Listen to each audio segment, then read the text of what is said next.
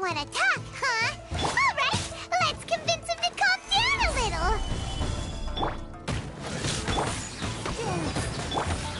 Into the wind.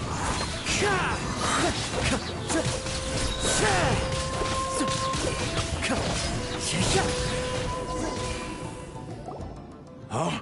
So you don't have a vision after all? Seems like I've mistaken you for someone else. At the very least, you should make sure you've got the right... No, wait!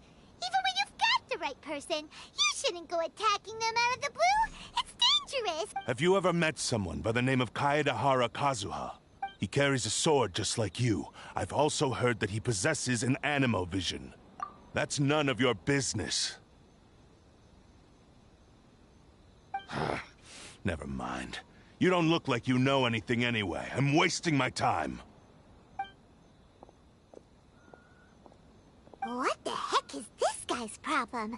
Coming around here, waving that weird sword in our faces, and he didn't even apologize. Seems like a real nutcase. Well, one thing's for sure. No way are we telling him anything, right?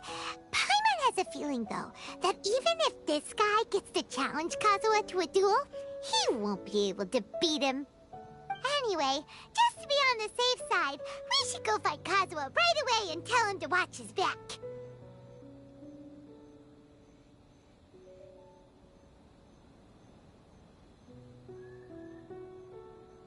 Oh? What kind of hunch?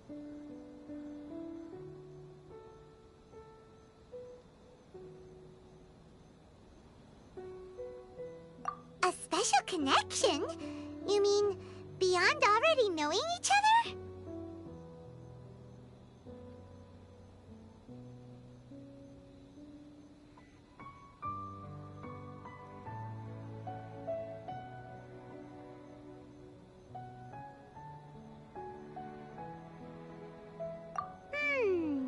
Yeah, anyway, there's no time to lose. Let's go tell Kaz. Paimon heard that the Crux fleet is stocking up in Rito at the moment.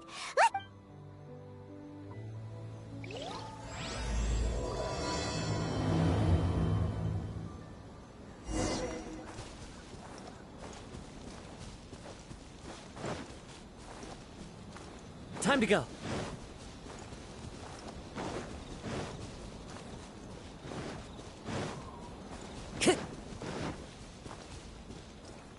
One with nature.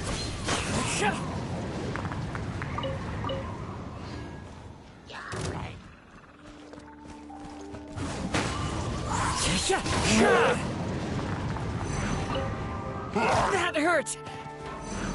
It's fine.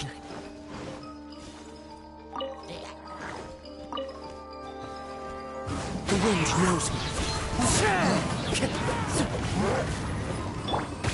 Gather! I'll protect us.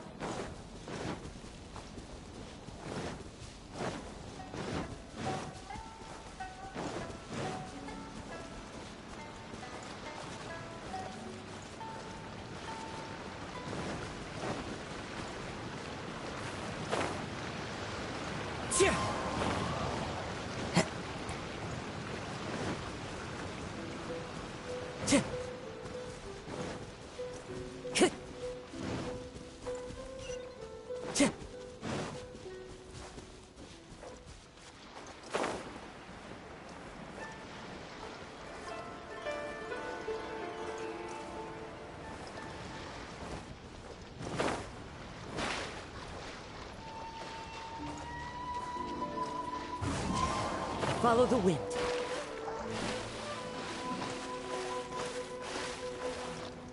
Time to go.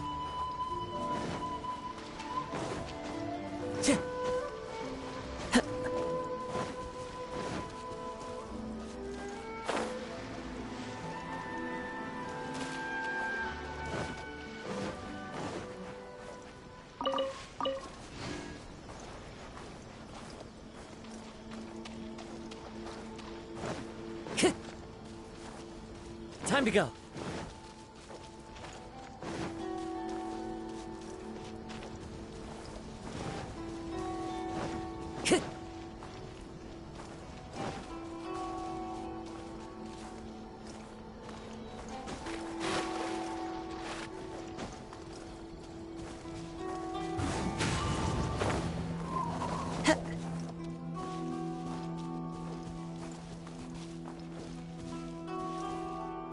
One with nature.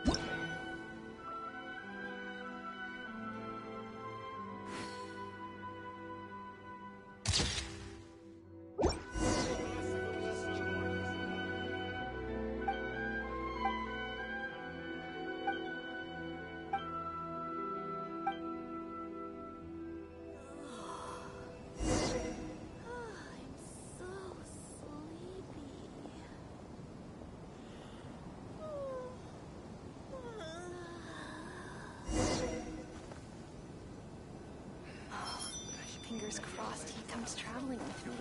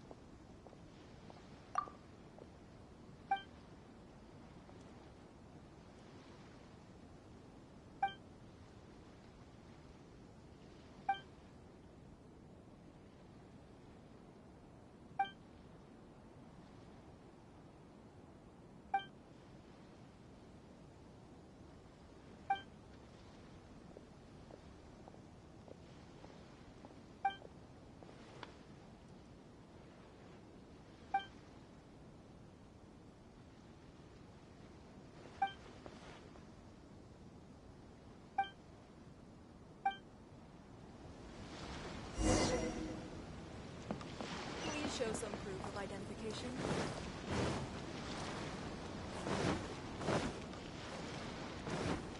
Time to go.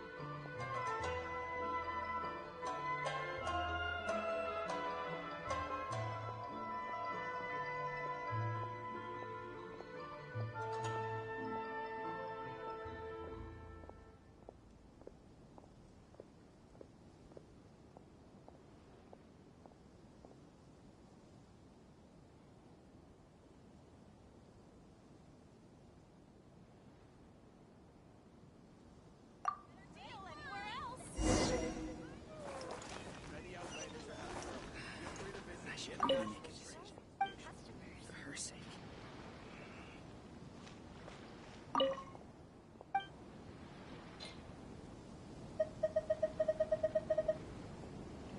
Inazuma's cooking. I'm not used to it at all. Fingers crossed he comes traveling with me.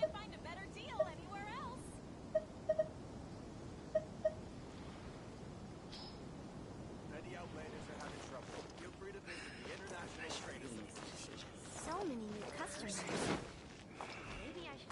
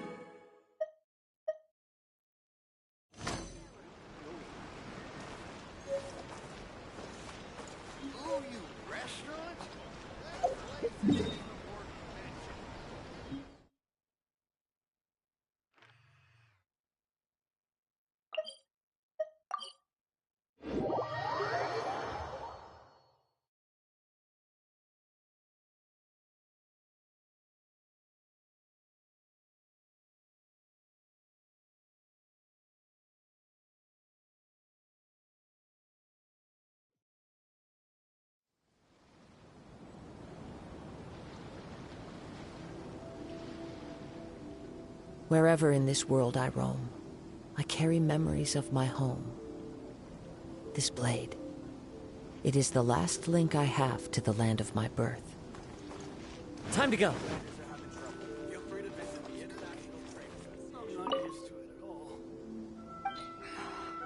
Fingers crossed he comes traveling with me. For her sake.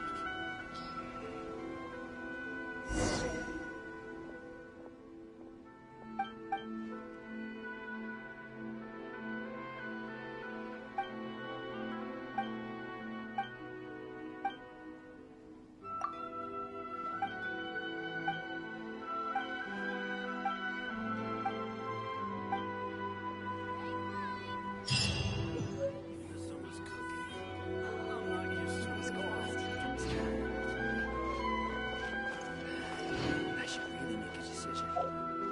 For her sake.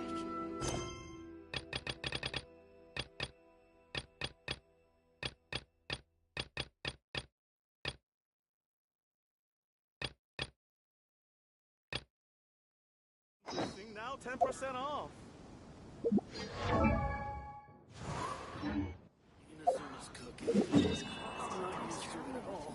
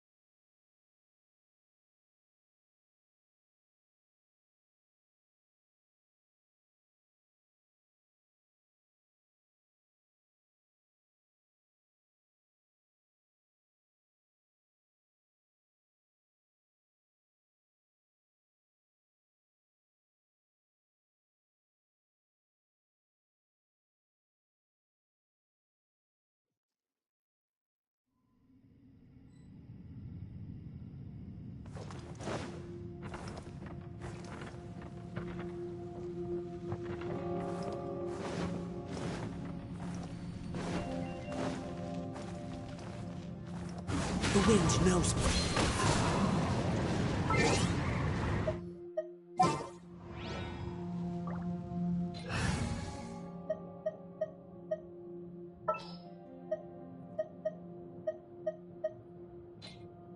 Let's finish this. Swift.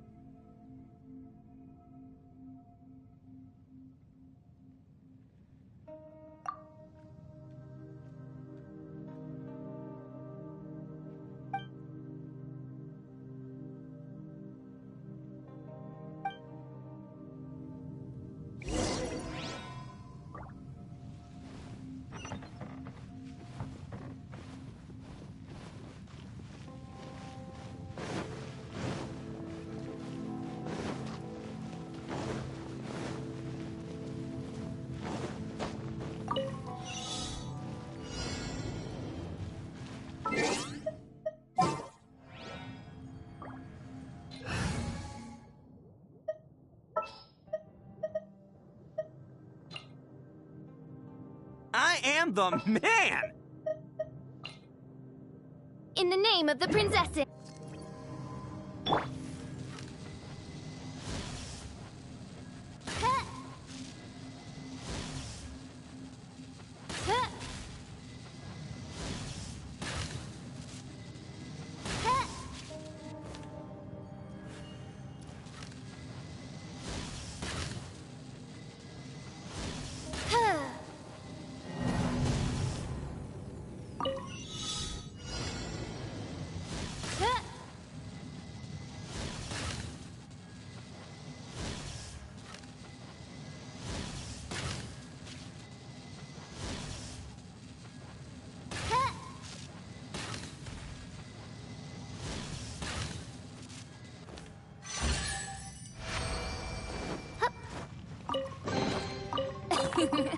Cry out my illustrious name.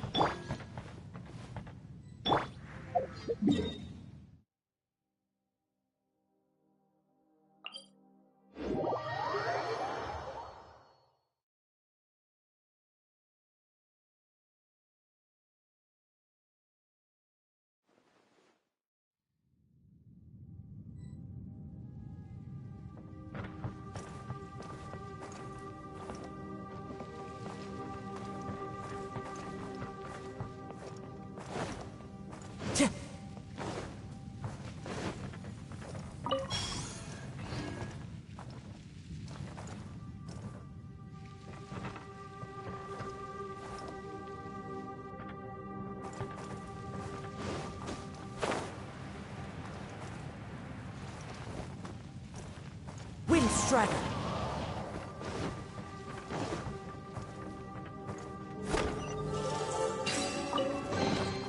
Who says there aren't benefits to a life of wandering?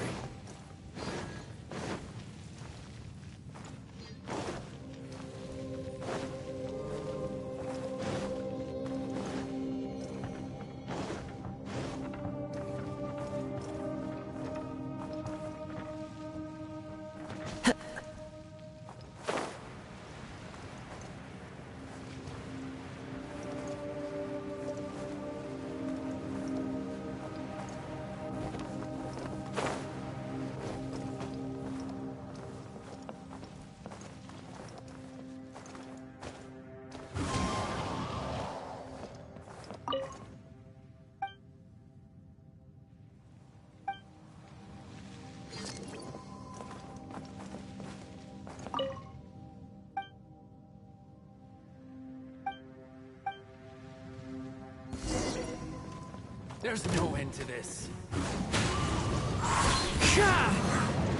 By royal decree.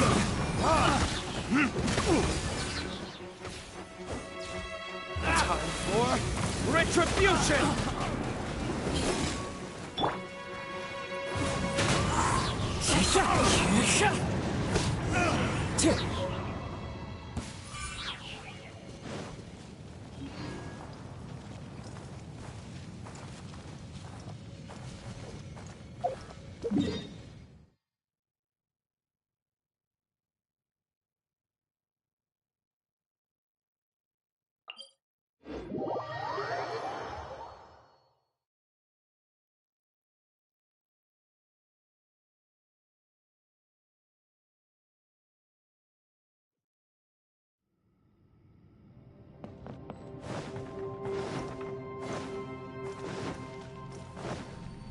Time to go.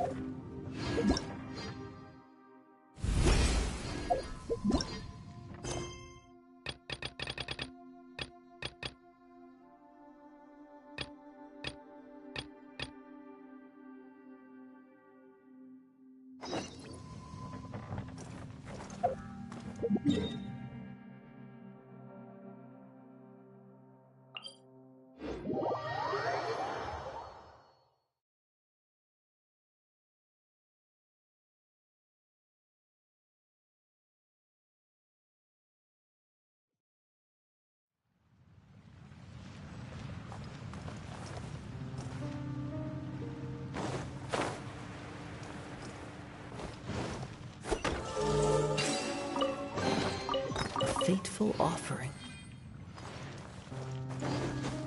Follow the wind. Tch!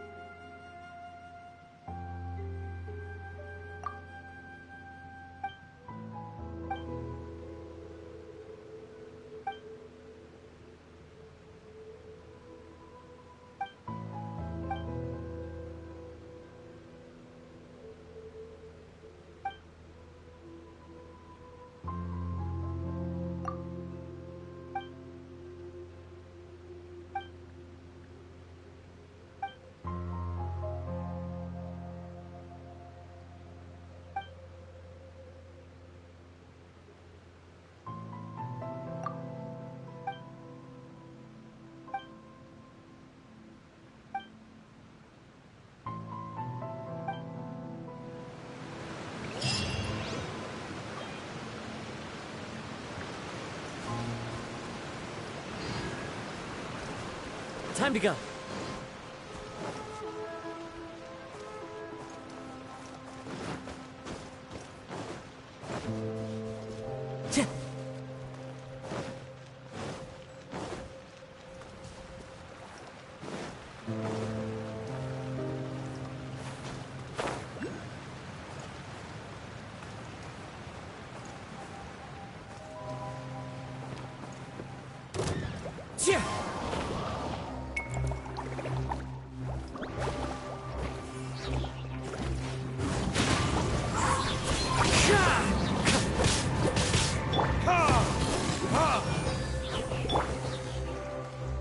One with nature.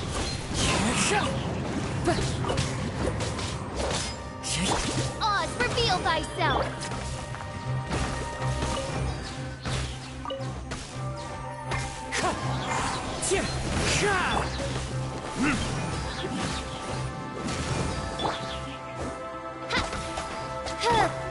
The wind knows me.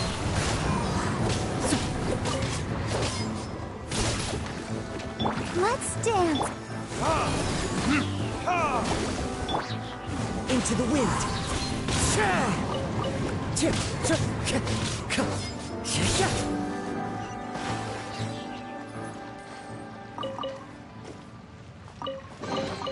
A fateful offering.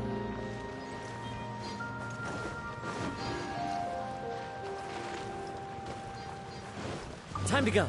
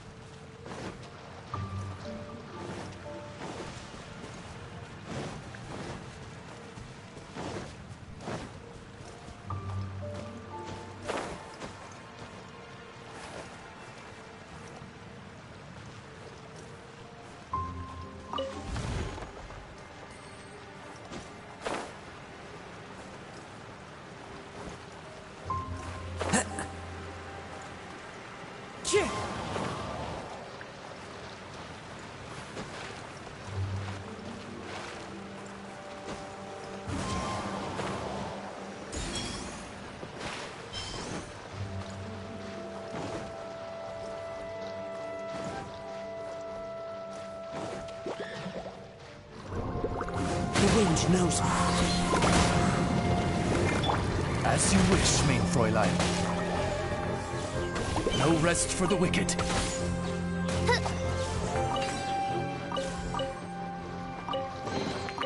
What trinkets lie veiled within this desolate...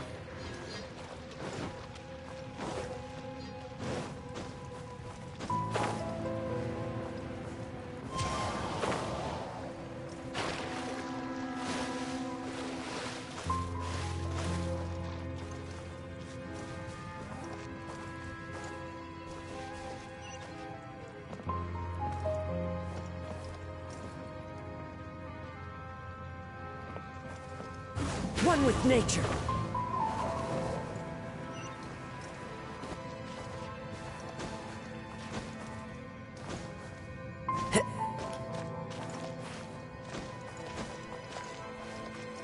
I follow the wind.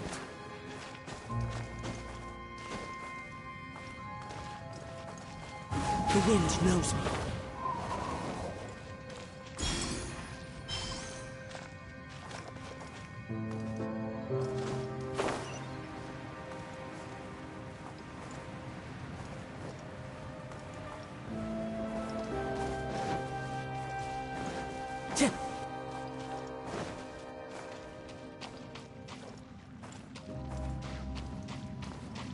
Time to go. By royal decree... Wind. Friday. Let the show begin.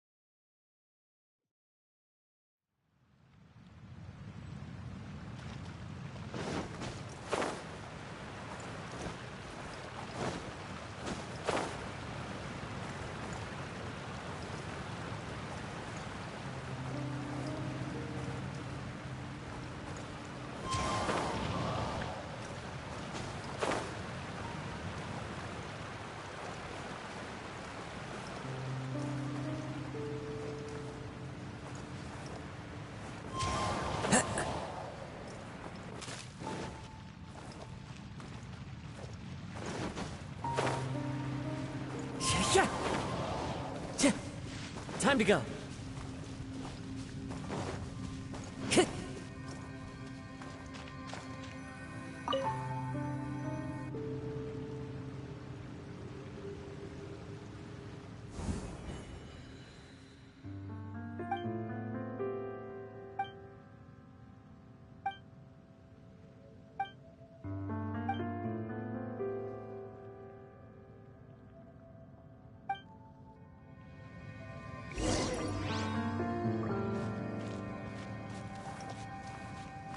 Time to go.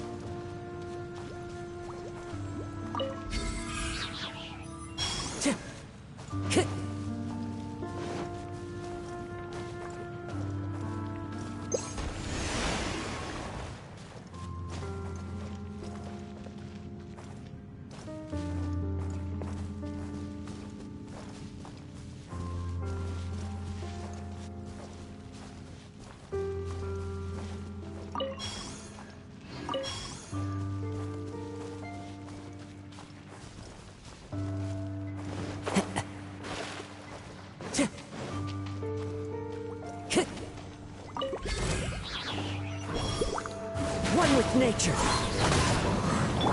Oz, reveal thyself!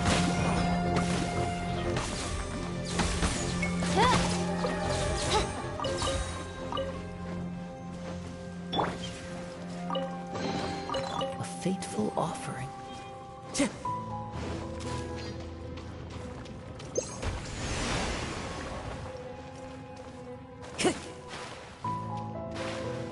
Time to go.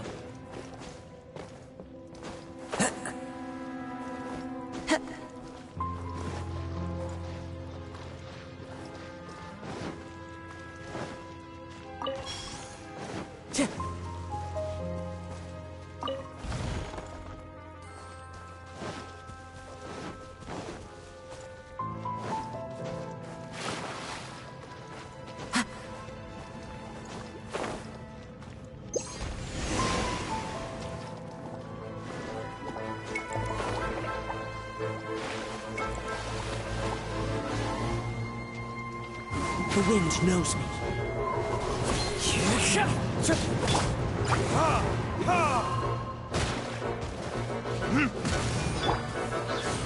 Let's dance! Into the wind.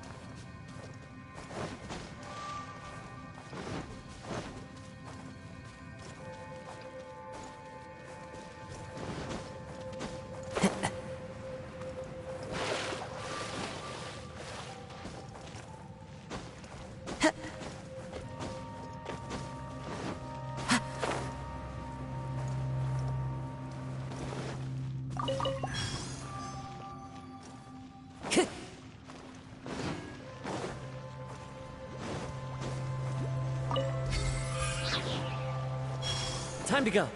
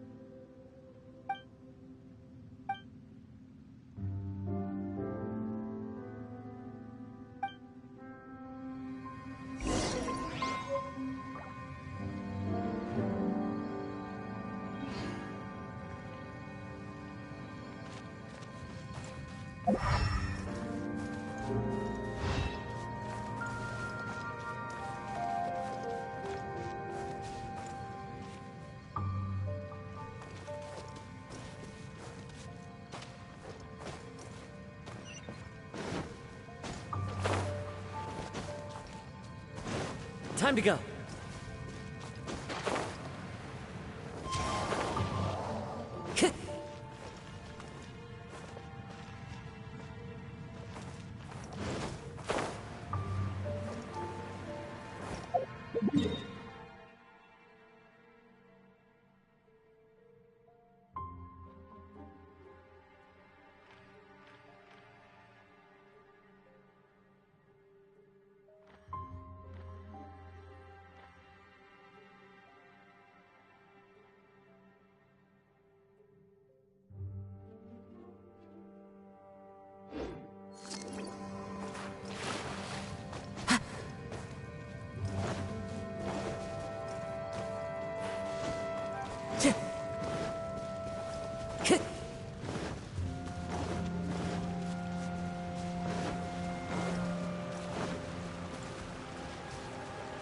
Time to go.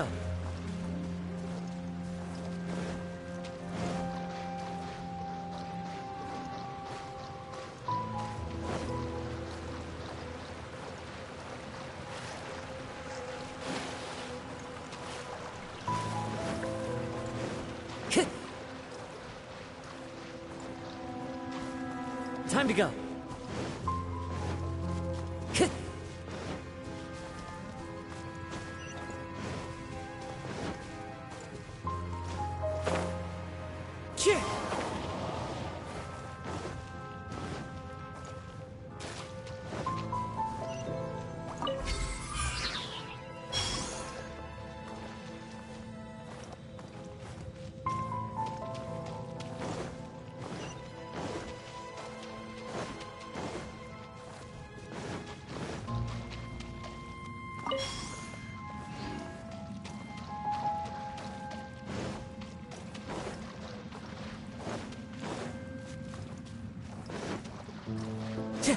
Time to go.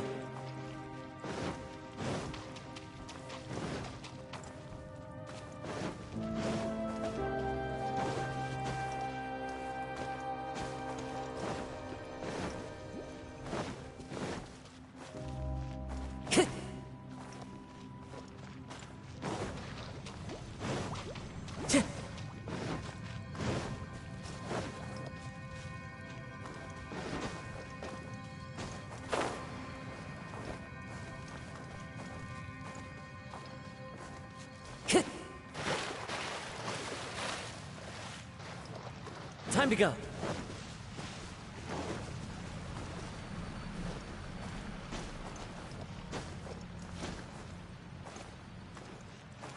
I follow the wind.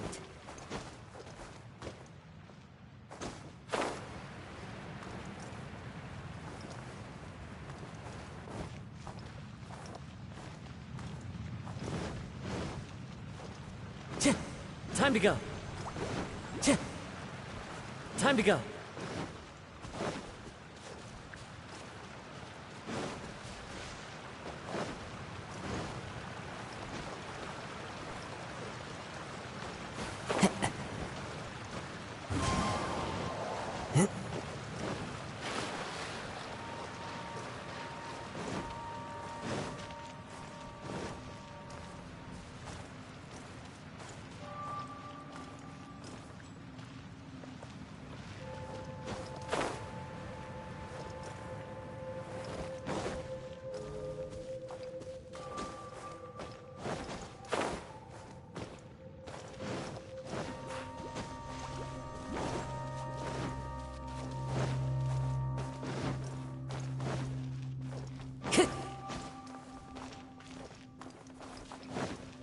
Time to go. Time to go.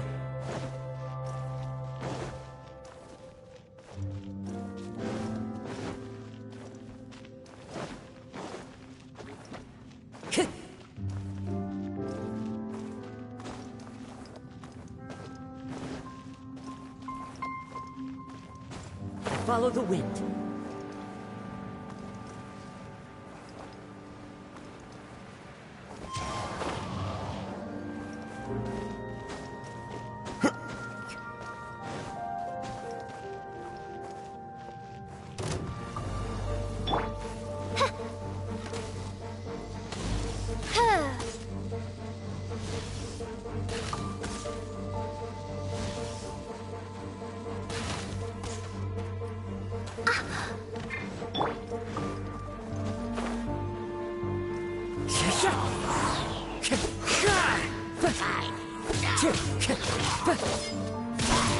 The wind knows me.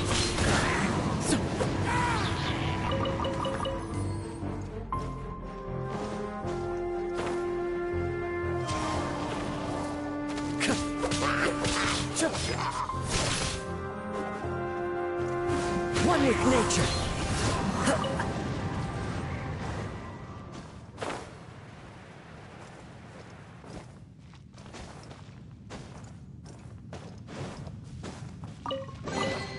Brings a smile to my face.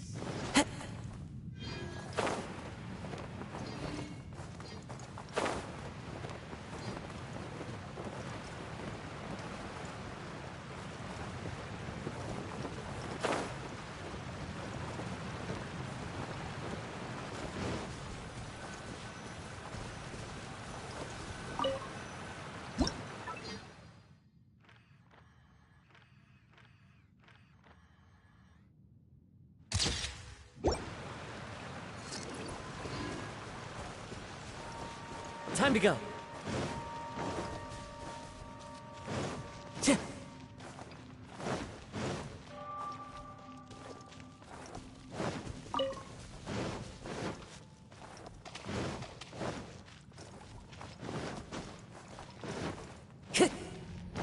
Time to go.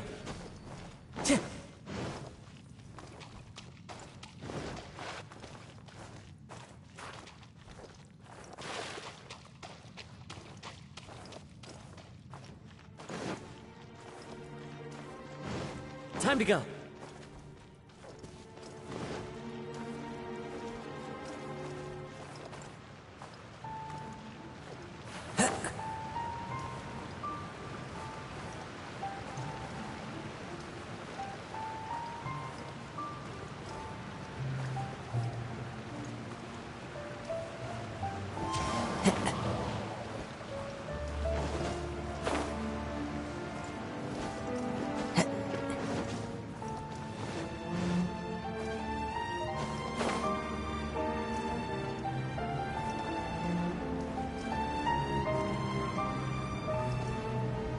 I follow the wind. Time to go.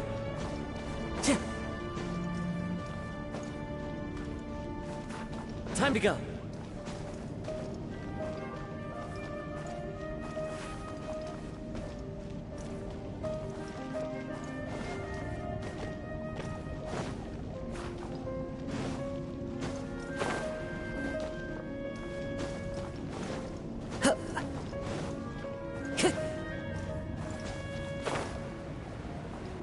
Time to go.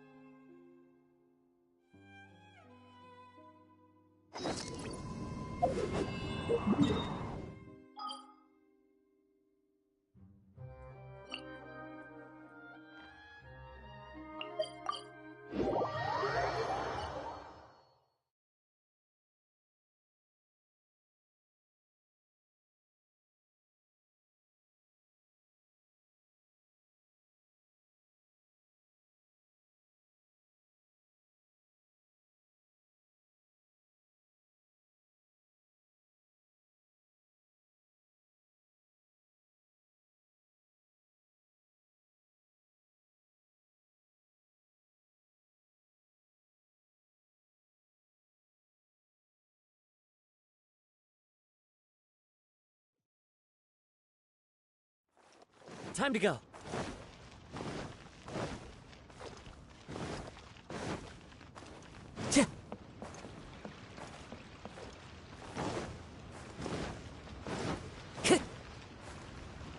Time to go.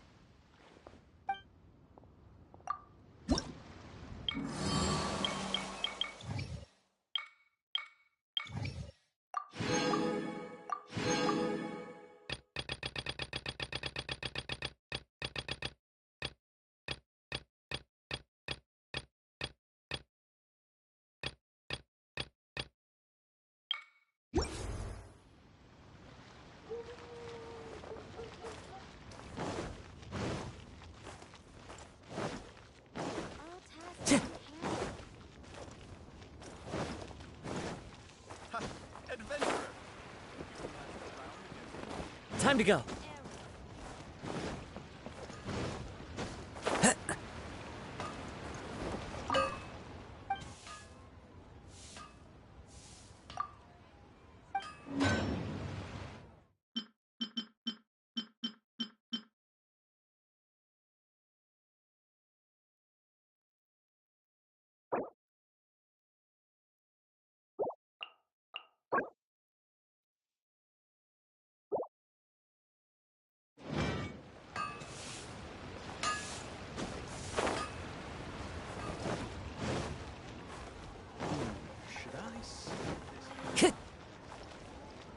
Time to go.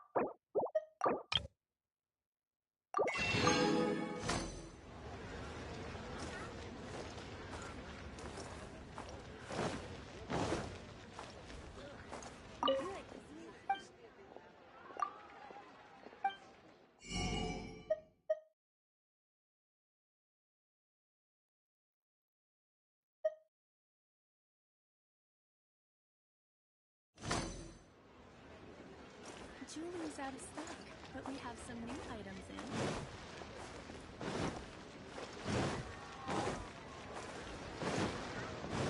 Time to go. Come on, come on!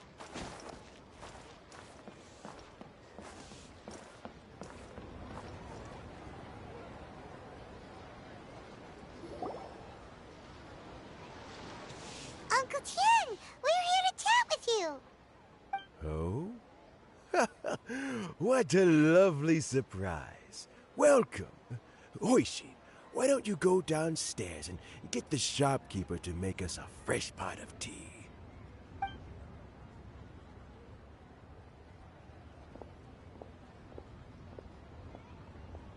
I heard that you've been traveling all over the place recently. I would very much like to hear your adventure. Hoishin told you, didn't she? Don't worry. I'm quite all right. It's just the years gradually catching up with me. As I grow older, I'm starting to find that with many things, though the mind is willing, the flesh is weak. Especially recently, I've noticed a rather drastic drop in my energy levels. I am still very much in good standing as the Tianshu today. Nevertheless, I wish to pass on the position before my mental acuity begins to decline beyond redemption. How difficult is it to transfer the Tianshu position? Oh, well, you see, the Tianshu is a rather unique position among the Liyue Qixing. Historically speaking, the Tianshu rarely appears in public. We stay behind the scenes, planning and giving advice, so a public selection process would not be suitable. We also want to keep any prospective Tianshu candidates free from influence by outside forces, so we tend to be as discreet as possible in their assessment and appointment. For these reasons, the incumbent Tianshu typically recommends their candidate of choice, and this is then approved by the other Qixing members. So in other words, you pick someone, and then Lady Keqing, Lady Ningguang, and the other Qixing appoint them? Correct. Unfortunately, due to my health, I won't be able to assess every candidate myself. Not to despair, however, because I found someone exceptionally capable to act on my behalf as assessment officer. In fact, I believe you recently became acquainted with her yourself. Oh? Who is it? I'm heartbroken. I thought it might take you a little longer than this to forget all about me. It's Yelan! Jackpot. Uncle Tien here asked me to assess 3 candidates for him. Fancy joining me? You'll be among the first to get to know the next Tianshu. Might be a good opportunity for you. What do you think?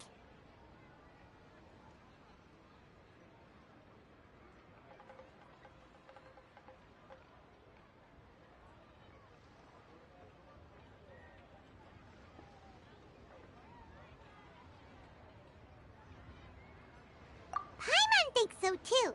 It can't be a bad thing to be on good terms with a new Qixing, right? Alright then.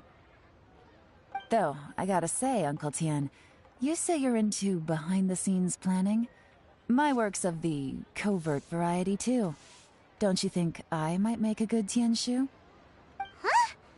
Yelan, you want to be the next Tianshu? I'm not opposed to the idea, but I suspect Ningguang wouldn't let you go very easily after how long you've been working together. So, how about this?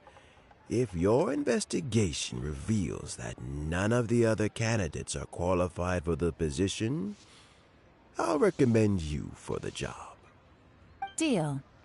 Well, you guys take your time. Everything's all set for the assessments to go ahead. Meet me on the first floor when you're ready. Until then, have a pleasant conversation. Oh, and no need to pay for your tea. As the new owner of this fine establishment, this runs on the house.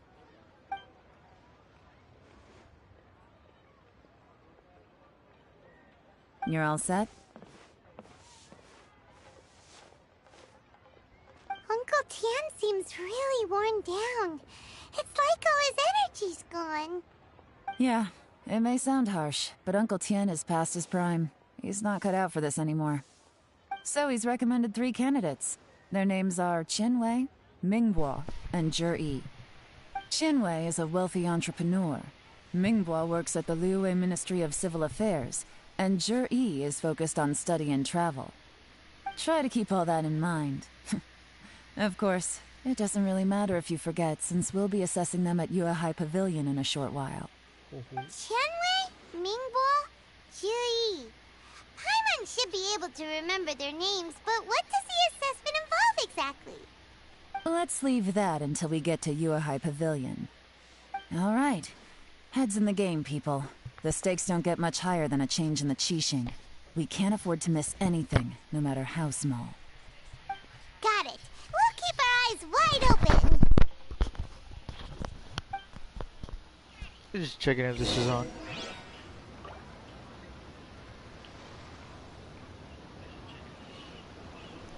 I guess it is.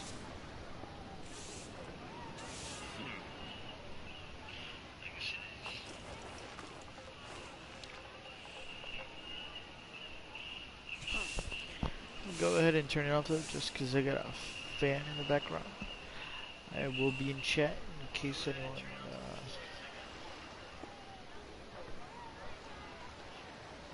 anyone decides to pop in.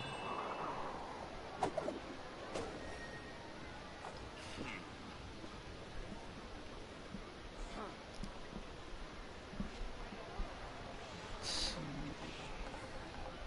if I can remember what. Oh, here it is.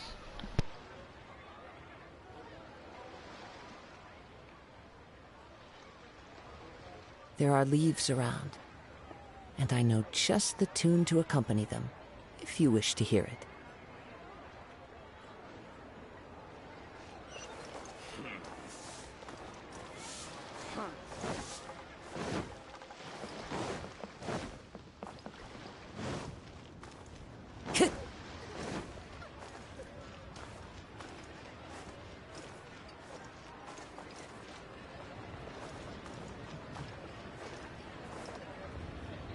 Time to go.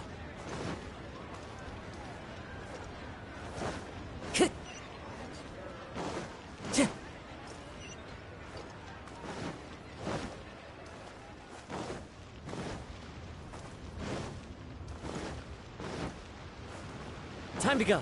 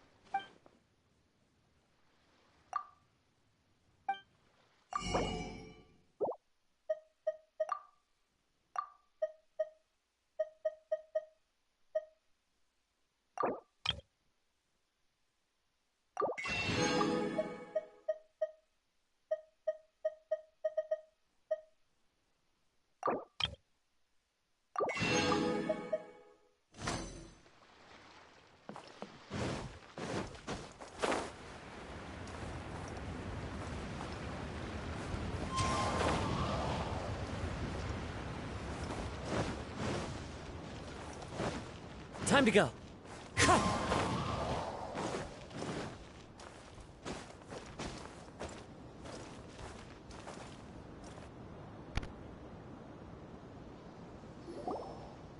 My legs are getting sore.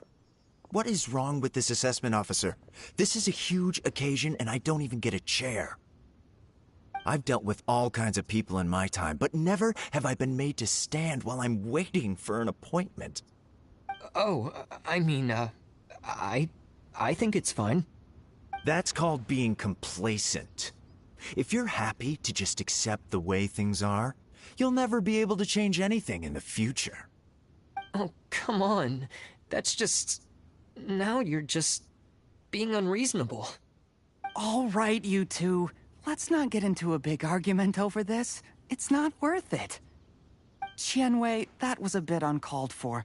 And Mingbo, cut him some slack. We've all been standing around for a while. It's natural to be getting irritable. Look, how about this? There's no rule saying we're obliged to stand up while we wait, so why don't we borrow some chairs from the guild nearby? Fine. They're not the best quality chairs, to be sure. But under the circumstances, it would be better than nothing. It looks like all 3 candidates have arrived. We'll meet them formally soon. Before that, let me run you through the assessment process. I've split it into 2 stages: current affairs and planning, and face-to-face interview. In the first stage, candidates are required to submit a manifesto for Liyue's development. In the second stage, we will ask them some questions in person. Writing a manifesto takes time, so I informed them of this requirement in advance. These are the reports they submitted. Wow, one of them is really thick. It's also worth mentioning a stipulation I gave them. Whoever is appointed as the new Tianshu will be expected to implement their plan as put forward in their manifesto. Failing the occurrence of some cataclysmic event, they will not be permitted to change their plan. Therefore, these 3 piles of documents in front of us represent where each candidate stands on key policy issues. There's still some time. Have a skim through, get a first impression of what each person's proposing. I'll be waiting off to the side. Just let me know when you're done.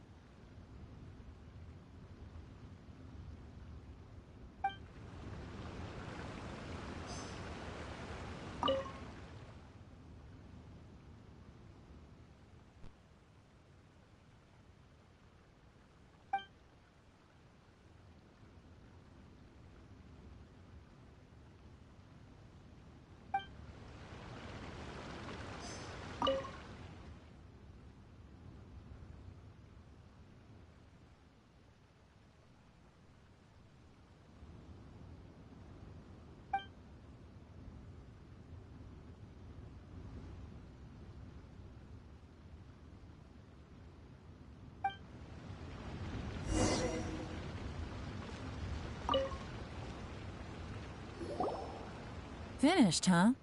What did you think? Everyone took it very seriously. Of course they did.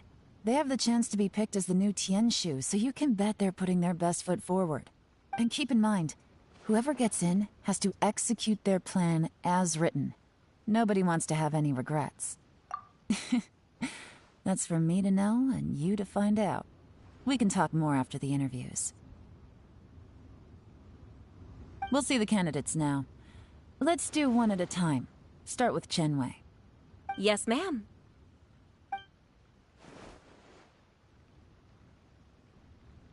Oh? So you 2 are the assessment officers, are you? I had assumed that given the great import of this situation, Lady Ningguang would perhaps be assessing us in person. I certainly hadn't imagined I'd be seeing 2 entirely unfamiliar faces. I trust you've read through my manifesto? I'd be more than happy to clarify any details you found difficult to grasp. It was written with an expert audience in mind, after all. Mind your tone, mister! Relax. It wasn't intended as a personal slight against anyone in particular. I was simply stating a fact.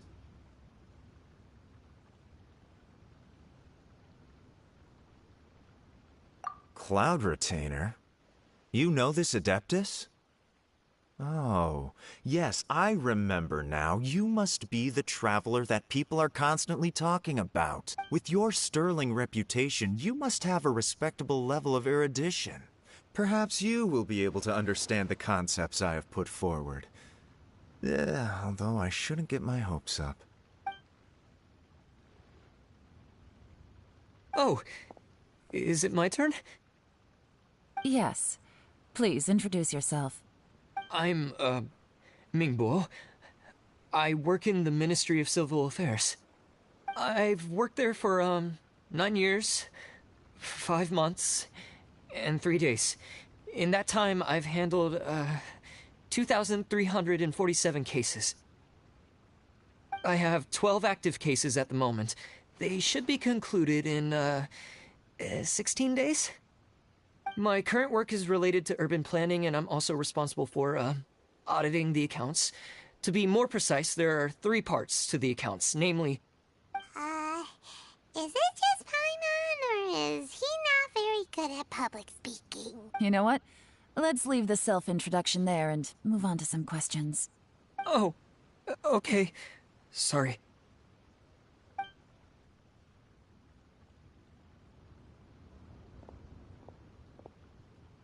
Hello. Not gonna lie, I'm feeling a little nervous. What would you like to know? You're here to assess me, so ask away and I'll answer your questions to the best of my ability. Your manifesto is very wide in its scope, but you don't seem to be personally involved in many of the specific fields.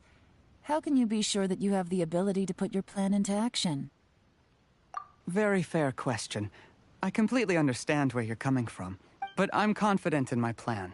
I've visited many different places, talked to lots of people with far more expertise than myself, and my manifesto is the conclusion of these efforts. Of course, 2 different problems can be interconnected in very complicated ways, and you might reach 2 very contradictory conclusions depending on which one you're focusing on. What I've tried to do is strike a balance. In other words, present an optimal solution to all the problems as a whole.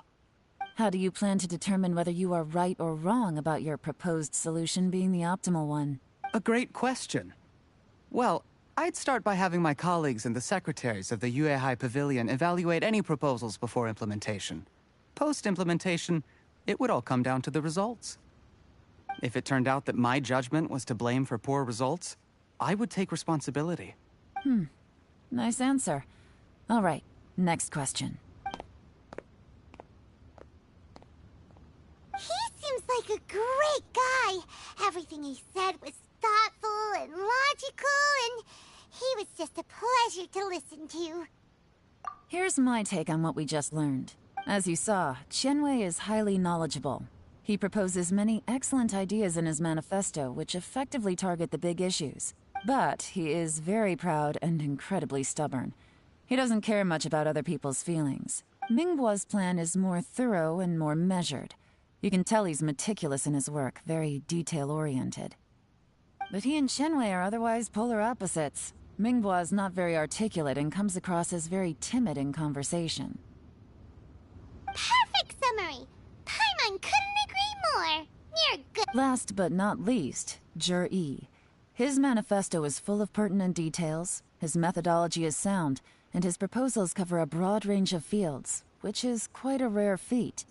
The depth he goes into in each and every area means it can only be a product of painstaking work. Plus, he is modest and good at dealing with people. But what really interests me is that many of his views happen to coincide with Uncle Tien's. Having someone like Jur-E take the position would certainly put Uncle Tien's mind at rest. Great! We'll see. Let's go back and report to Uncle Tien.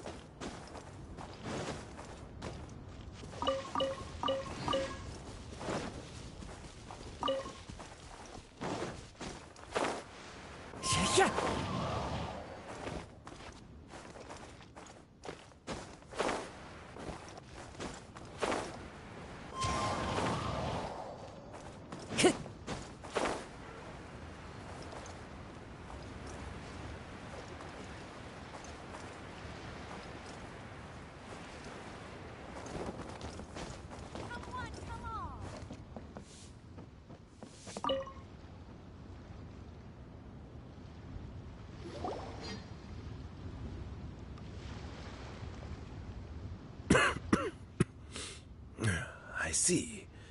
Then it's more or less as I anticipated. All right. Then let me ask this. The ideas in Jur-E's manifesto are very similar to your own. Is there any particular reason behind this? Oh, I didn't want to say anything when I gave you the list of candidates, for fear of affecting you. Those 3 candidates have all studied under me in the past. It's only natural that they... But Xin Wei went on to focus on his business, and Ming Bo has always been occupied with his work at the Ministry of Civil Affairs. Of all of them, Juri was with me for the longest duration. Whoa! So how did you get to know them all, Uncle T? Chen Wei was referred to me by an old friend. Ming Bo came to my attention in the course of my work, and as for Juri, that was pure happenstance. We first met while fishing. Gradually, as we got to know each other, we started discussing all sorts of topics. Juri came from a poor family, and his parents died when he was very young. But he was a gifted student and a fast learner. He reminded me of a younger version of myself, so I started out giving him a few words of advice when we were out fishing and noticed how quickly he got on.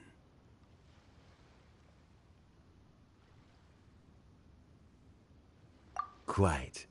And now, all of a sudden, he's grown into a mature young man. It's a joy to see, but it also gets one thinking. The young are growing up, and I am growing old. How time flies. No one can escape the cycle of life. I don't know, Uncle Tian. You still seem in pretty good shape to me. You might have another few years of work left in you, don't you think? Oh, you. There's really no need to console me. Having less energy than I used to isn't such a bad thing. It just means I finally have a good reason to retire and spend my days doing what old men like me should be doing. Going fishing whenever I feel like it. Sounds like you sure love fishing, Uncle Tien. Ooh, there's nothing quite like fishing to pass the time. Ooh, and freshly caught fish, they make the most beautiful fish soup with barely any preparation required. Fresh fish soup. Doesn't it? Also, some time ago, Juri purchased a very special recipe from an old fisherman. When we've been fishing recently, Juri always brings some extra ingredients he prepared in advance. The addition of these makes the soup taste even more wonderful. That flavor makes for a fond memory. But at my age, who knows how many more chances I have left to taste it again. Ooh, can Paimon come next time too? Paimon really wants to try it. Let's get back to the matter at hand. Uncle Tien, we've reported back. Do you have a verdict? I appointed you as the assessment officer, and I trust your judgment. Had you not asked me why Juri's ideas were so similar to mine, I was not going to mention my history with any of them. This decision must be guided by what is fair and right. Please disregard all other considerations and make your final decision only after a thorough review of each candidate's talents and capabilities. Remember, you must be thorough. Understood. Come on, let's go talk somewhere else. Bye-bye, Uncle Tien. Look after yourself. So, it's gonna be Juri, right? His manifesto was written well, and he's the best speaker. Easy. Let's not rush. There's no time limit for this assessment. Huh? So, are you gonna... No, nothing like that. The assessment itself is complete. But let me give you a word of advice. Things are not always as they appear. The biggest no-no in intelligence work is to only get information from the person of interest themselves. The truth is almost always hidden beneath many layers of deception. You have to get information through many different channels. For example, Wenyuan, Shanghua. Yes? Lady Yelan, what are your orders? Ugh! Who are they? Where did they come from? Did they scare you? These two are Wenyuan and Shanghua. They work for me. As my trusted assistants, they are always standing guard nearby. They also perform various assignments as required. Shanghua is a business expert who gets his information by trading. Wenyuan relies on word of mouth. And there's also Upei, who's not here right now. That meathead must have been out there on sea surveillance for some time now. Is he all right? I seem to remember that he can't swim. Nothing can take that guy down. Certainly not a little wind and waves. Shanghua, visit all the commerce guilds and look into Qianwei's background. Wenyuan, go to the Ministry of Civil Affairs and look through Mingbo's work files. Yes, ma'am. So what about Juri? Juri, well, obviously as the most promising candidate, we will be investigating him ourselves. Let's go to the docks first. Lots of people passing through there. You can find out all kinds of things. If we're looking for information, why don't we try talking to Bulai, the owner of Wanyu Boutique? He does business at the North Wharf. Maybe he has some news for us. That's actually not a bad idea. Let's go and ask him.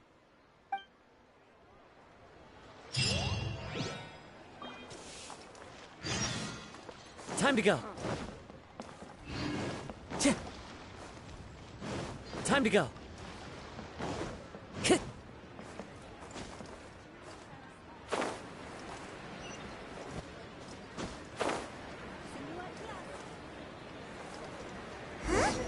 What's Bulai doing here today? Look, your asking price for this batch is just too high. I can't buy in at this price. How am I supposed to turn a profit? Come on, hear me out. I'm telling you, this is the single best batch of Sunsettias ever.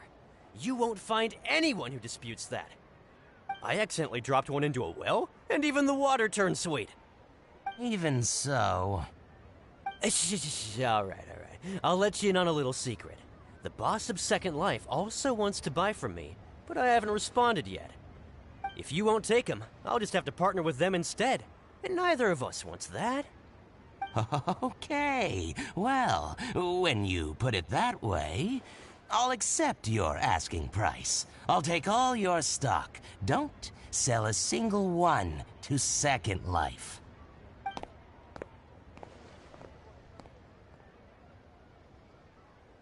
Oh, what are you doing here? And to be clear, these Sunsettias are mine. I got to them first. Don't get any ideas. Actually, we want to ask you about a guy called Juri. Have you heard of him before? Juri? Yes, he's quite well known. I've heard a story about him. They say he was born into poverty. His parents died when he was young, and he was treated cruelly by the local community. One of his neighbors was terribly rude to him all the time, but Juri never retaliated. And when his neighbor went bankrupt, he even helped support the family. He returned cruelty with kindness, injustice with peace offerings. A gentleman of talent and character, and... oh, how did I not notice him sooner? In fact, maybe I'm not too late. If I could hire him to be the brand ambassador for Wanyu Boutique. Oh, he sounds like a decent man. We can... Why are you asking about him anyway? You aren't looking for a... Well then, in that case, the higher bidder takes the... Where? It's him, all right. Looks like he's chatting with Linlong. Come on, let's follow them and listen in. Try not to let him see you. We want this information to be as truthful as possible. I'll just go and fetch an employment contract. And hey, don't try and cut me out of this. understand. Let's walk and talk.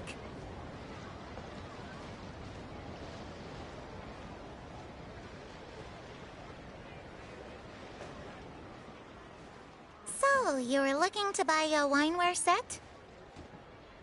Oh, now I can see that you're a connoisseur, so I won't bother trying to con you. I trust you understand our shop quite well?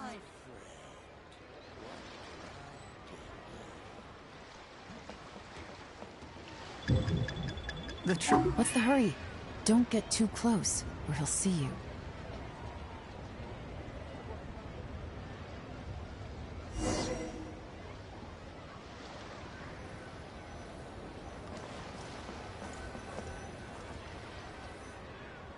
Try not to let him see you.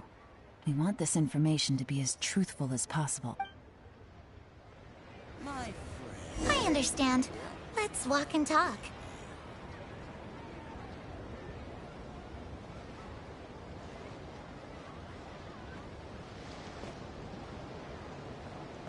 So, you're looking to buy a wineware set?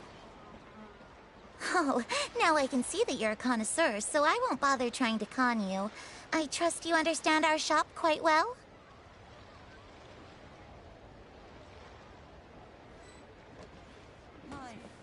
The truth is, an old friend of mine, who likes to have a drink now and then, he fancies himself as a man of culture, but doesn't care for needless extravagance.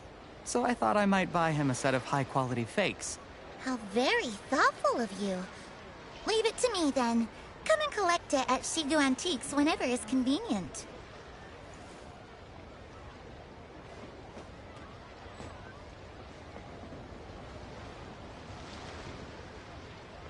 Thank you very much, Miss Linlong. It's my pleasure, Mr. Juri. These days, it's quite rare for someone of your standing to still keep up with their old friends. It's nice to see. I'll be sure to pick out a good set for you. You can count on me.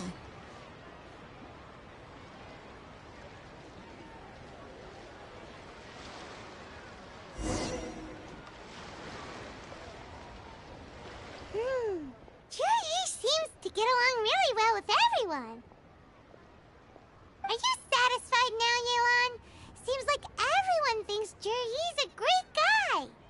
We shouldn't jump to conclusions just yet. Let's go check out the wharf where he usually goes fishing. Do we have... Wait, you're not just trying to dig up some dirt on Juri because you want... Maybe I am. Maybe I'm not.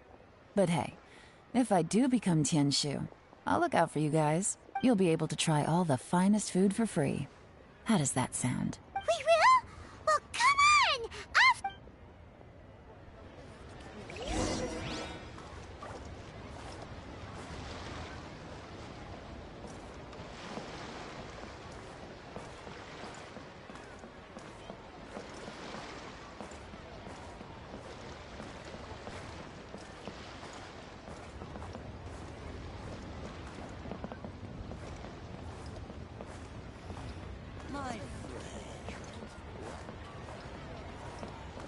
Time to go.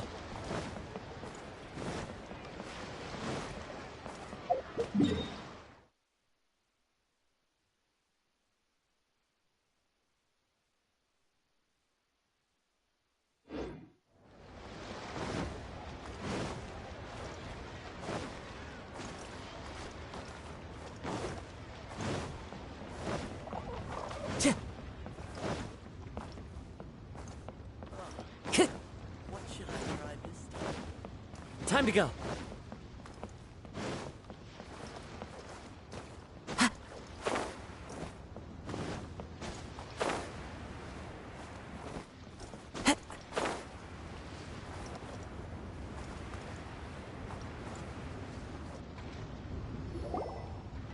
The wharf is as busy as ever. I hear the anglers here sometimes sell their fish to the nearby fishmongers. Let's see what Uncle Soon has to say.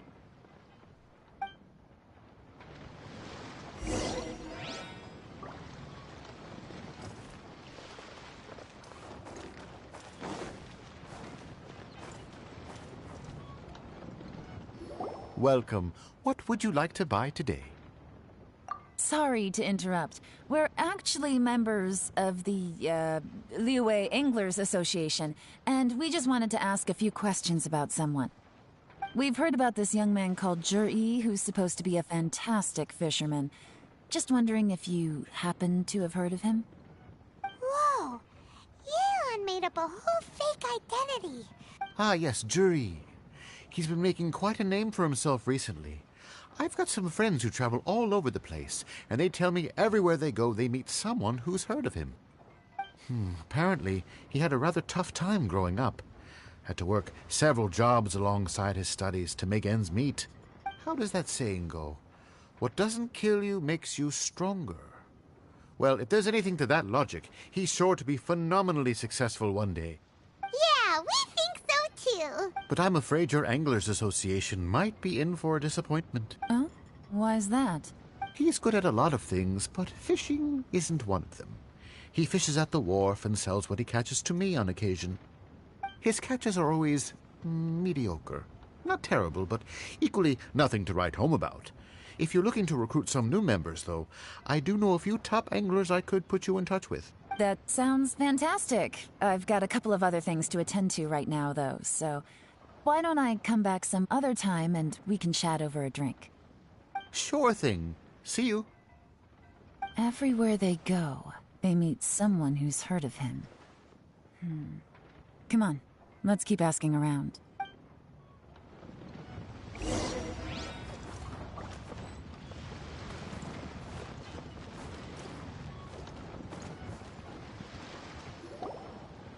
Here to buy some fish? It's 300 for one or 3 for 1,000. You better hurry. When they're gone, they're gone. Hello, we're from the Society for Fish Price Research. We'd just like to ask a few questions. Wow, she's... Society for Fish Price Research? I haven't done anything illegal. Stay out of my business. Please, don't worry. We're just here to conduct a simple survey. We've heard about a certain Zhi who's been selling fresh fish at low prices in this area recently. Do you know anything about this? So this isn't about me. You should have said something, you know. I know the guy. I haven't heard anything about him selling fresh fish at low prices, but it wouldn't surprise me if it was him. Oh? Why is that? Because he's so poor. His parents died when he was very young, and his alcoholic father still owed a huge amount of debt. No one wanted anything to do with him. He was still a kid when he first came to the wharf. His clothes were ragged, and he had a bandage wrapped around his head. And he managed to survive, thanks to Uncle Tien, who gave him some food. But still to this day, he doesn't have a lot of mora to his name. I mean, he can afford to eat and everything, but you'll often see him haggling with others over just a few mora. So, I wouldn't be surprised to find out he's been selling a few fish. It's not like he catches much anyway, so it's not going to affect my business. Don't tell him I said that. You'd rather he didn't know? Well, I spoke to him once, briefly, and I just had a feeling that he really cares what other people think of him. I think he has pretty low self-esteem, but hey, it's hardly my place to say anything. What he's achieved already puts most people to shame. And nobody's perfect. I just wouldn't want to upset him. That's all. I see. Well, thank you for sharing that with us. Not a problem. And just for the record, there's absolutely nothing wrong with the price of my fish. The more times you say it, the less convincing it becomes. Doesn't have a lot of mora to his name.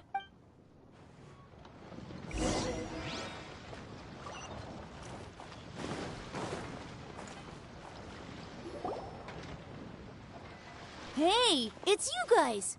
Wait, what's the phrase? Oh yeah, honored to meet you. What brings you to me? The truth is, we are but newcomers to this territory. We heard tell of a great martial artist, Master Dugu, who knows everything there is to know.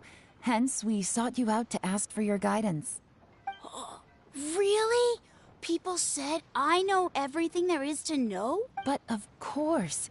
We also heard that Master Dugu is a kind and virtuous swordsman who never turns away anyone who comes with questions. Great! So what do you wish to know? Nothing happens on this street that I don't know about. Now she's lying to a kid. So, Master Dugu, have you heard of one by the name of Jur-E? Sure have. You mean that guy that all the grown-ups are talking about these days? I've heard many tales of Juri. For example, I can't remember. Probably 'cause it's nothing that important. I prefer stories about sword-fighting heroes. Oh, I can completely understand that. Then let me ask you this. Do you remember roughly when the grown-ups started talking about Jur-E? Oh yeah, I know that. It was about 2 or 3 months ago. Before that, people always used to talk about Juri in a kind of nasty tone of voice. But 2 or 3 months ago, suddenly everyone started to like him. Sometimes he gives me candies, so I'm glad that people are starting to like him now. Just as I thought. Huh? What do you mean? I mean, just as I thought, Master Dugu is indeed as kind and virtuous as the legends claim. I'm not that great. Oh yeah, one other thing. These days, there's a lot of people I've never seen before talking about Juri stories in the street. They seem like nice people. Oh, definitely. Great! So next time I see them, I'll say hi. And I guess I can share some of my candies with them too. Certainly. You can also tell my friend in Yenshang Tea House about what they're up to. I'm sure my friend would also like to say hi to them. Thank you, ma'am. You're welcome. Well then, fare thee well, Master Dugu. Until we meet again. Any of that sound strange to you? Strange? What was strange about it? Juri seems to have a great reputation. Uncle Soon and Uncle Gao spoke highly of him, and Dugu Shuo seems to like him too. True. But the issue is, where did his sudden celebrity come from? It almost seems too good to be true. Sudden? Too good to be true? So he returns cruelty with kindness, and had to work to support his studies. These are the kinds of things that make someone well known in their hometown. But Uncle Soon said even his friends who travel far and wide hear about him wherever they go. That's a little over the top, if you ask me. Do you remember what Dugu Shuo said about Jur-E's stories? Clearly they left him with a good impression of the guy. But beyond that, he wasn't interested in the details. That's the reaction I would expect from any normal person. Plus, there's the fact that all this praise of Jur-E has only been happening within the last 2 or 3 months. His childhood, his studies, the thing with his neighbor, none of these are recent events. So why are these stories only going around now? When you put it like that, it is kinda strange. Of course, if that's all there was to it, I wouldn't look into it any further. Jur-E was born into a poor family. Paying people to get his stories out there is within the rules of the game as far as I'm concerned. The problem is, do you remember what Uncle Gao said about him? He's stayed poor his whole life. Everything he's earned he's either spent on studying, traveling, or paying off debts. I don't think he has the mora to pay for a publicity campaign. Right, and that changes everything.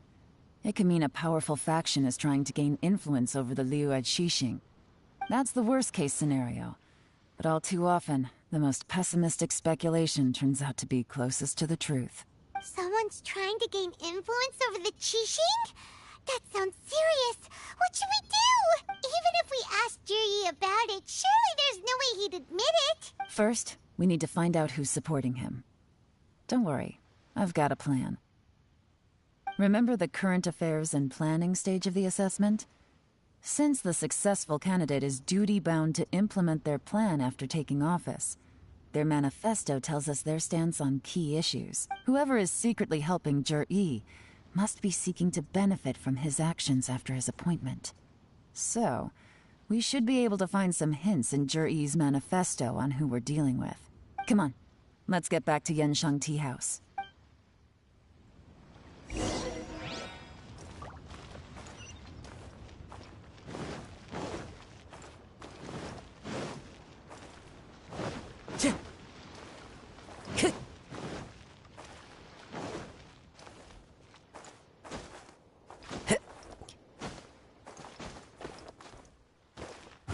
into the wind.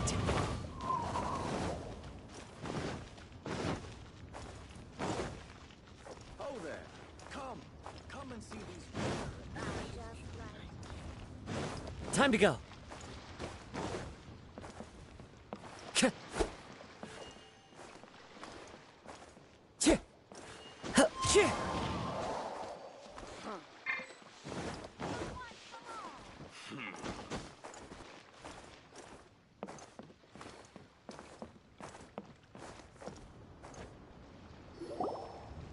Jur-E's manifesto covers a huge range of topics. Looking for details that don't add up will be like trying to find a needle in a haystack. I'll divide the reports into 2 piles. You take one, I'll take the other. When we're finished, we'll put our heads together. Officially, the assessment is already over, and I'll be expected to announce the results before long. So we have to get to the bottom of this as quickly as we can. Yikes! We better hurry! Whatever else Uncle Tien might think of Jur-E, the fact remains that he's one of his favorite students. Any evidence he's left is not going to be immediately obvious. We'll have to look carefully and think critically.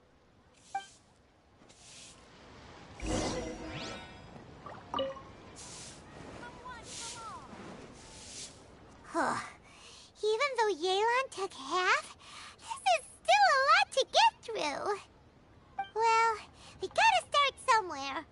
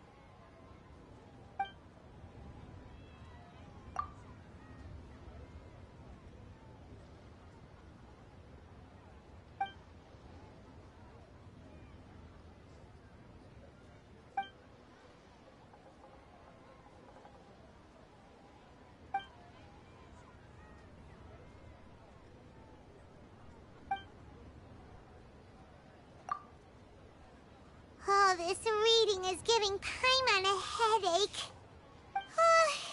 Let's take a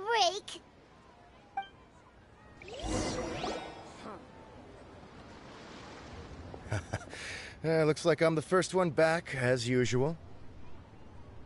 Oh, hey! It's one of Yelan's little helpers! If you're back, that means you finished You betcha. I visited all the commerce guilds and gathered a wealth of information. Every time they asked me to leave, but I always had another trick up my sleeve. Don't drag this out. Just tell us your findings. Yes, Lady Yelan. To summarize my findings, most people who've had interactions with Qianwei will start out complaining about how proud and arrogant he is, but then go on to give a generally positive appraisal of him. The young master of the Feiyun Commerce Guild said that Qianwei appears arrogant, but he's very scrupulous in the way he works.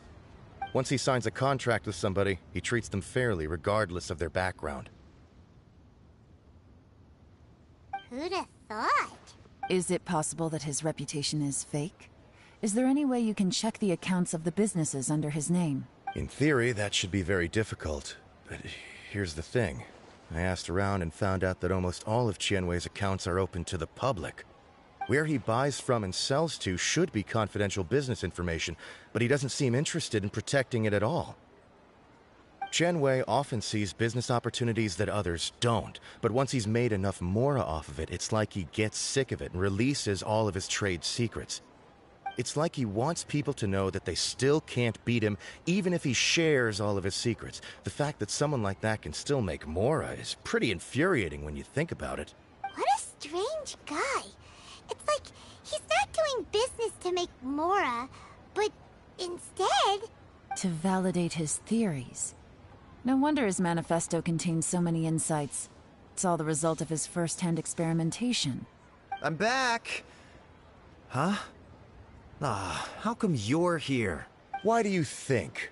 Obviously, because I possess superior skills and am always one step ahead of the competition. Well, When you're the competition, at least. You... Ugh, whatever. I'm not getting into an argument with you. If I hadn't had something else to take care of on the way... Lady Yelan, I have finished investigating... Well, we're all here. The Ministry of Civil Affairs says that Minghua struggles to get his words out when he gets nervous, especially when he's chatting with strangers. But after a few days of getting to know him, you can pretty much have a normal conversation with him. On the whole, the feedback from the Ministry of Civil Affairs was very positive. He always considers the things that everyone else overlooks. In your opinion, was the Ministry of Civil Affairs' appraisal of Minghua at all exaggerated? I don't believe so. Minghua is someone who has slowly but surely earned the reputation he has today. According to Miss Yu, the Ministry often gets Minghua to take a final look at projects before they're implemented. People feel much more confident in something if it has his stamp of approval. Oh, and also, there was once someone in the Ministry who was lying and cheating to try to advance their career. Minghua gave them the scolding of a lifetime. Apparently, he can be terrifying when he loses his temper. I haven't seen it for myself, though. Whoa, that's hard to imagine. Like I said before, things are not always as they appear. Ah, so that's what you meant by that. I'm starting to get it now. Thank you both. You're free to go now.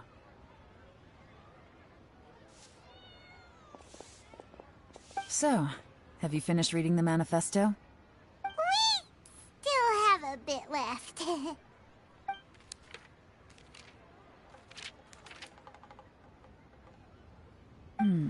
I can't see any immediate problems looking at the individual entries. The only one that strikes me as a little unusual is the Cheungshu Pool redevelopment plan. Cheungshu Pool has always been home to many secrets. Plus, Ajdaha once wrought havoc there, so there are even more secrets buried deep underground. At some point, a rumor began to go around that there is great treasure buried beneath Cheungshu Pool. A long time ago, with the approval of the Qixing, a mining team conducted an exploratory excavation there. So, did they find any treasure?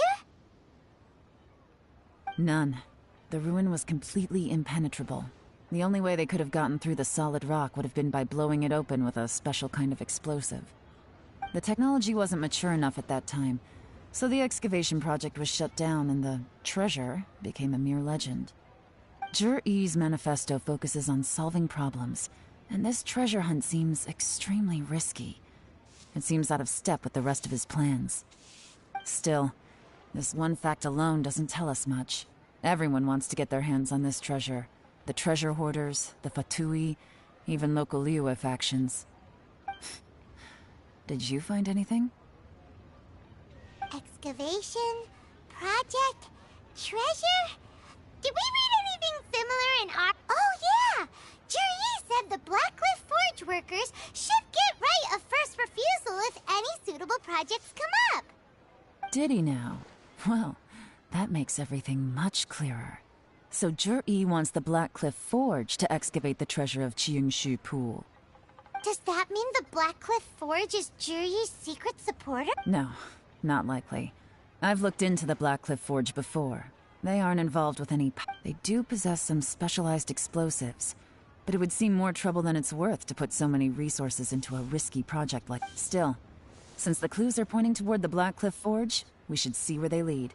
We may... Qianwei and Minghua both turned out to be completely different than what we thought. What about Zhi-Yi? Is there another side to him too?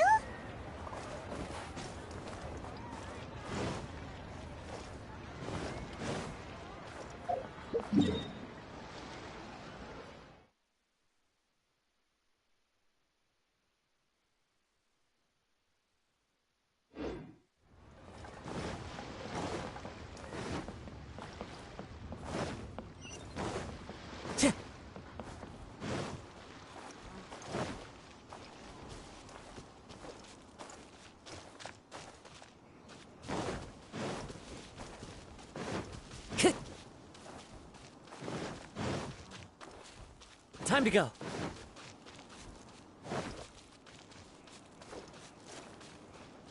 Taking a stroll in the middle of a downpour certainly rouses the spirit. But it's best to dry your clothes as soon as possible after the rain stops.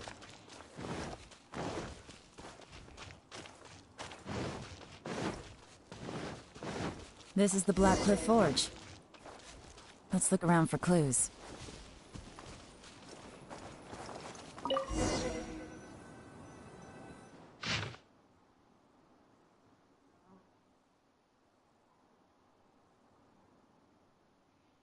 What's this? From the back, it looks like a ledger. But it seems they also use it as a site log. We don't know who wrote it, but it's interesting, don't you think? These newcomers, who could have sent them? You think they're suspicious? Yes.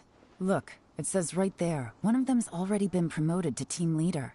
At this rate, by the time the Qingshu Pool redevelopment plan is ready to roll, they'll be the technical backbone of the team. That'll give them the chance to take a lot of liberties. They can copy any secret texts or steal any treasure they find underground. Imagine if we didn't suspect anything. By the time Jur-E recommends the Blackcliff Forge for the excavation project, at most we would maybe do a fresh background check on the place. No red flags if all they did was change some key staff. And even if we decided to vet the staff individually, they'd have had more than enough time by then to come up with fake identities. That's the advantage of planning this far in advance. It was a clever move. When you put it like that, it all makes sense. If we hadn't found this out, someone else would have stolen the treasure. So, who's really behind all this? That's a question for the newcomers. But let's start with that worker over there for now.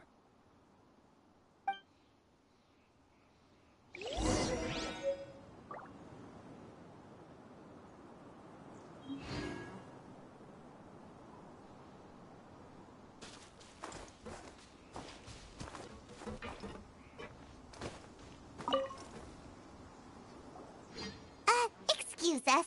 We want to ask you about the newcomers. You want them to teach you or something? I gotta say, these newcomers are in tip-top shape. Fast learners, too.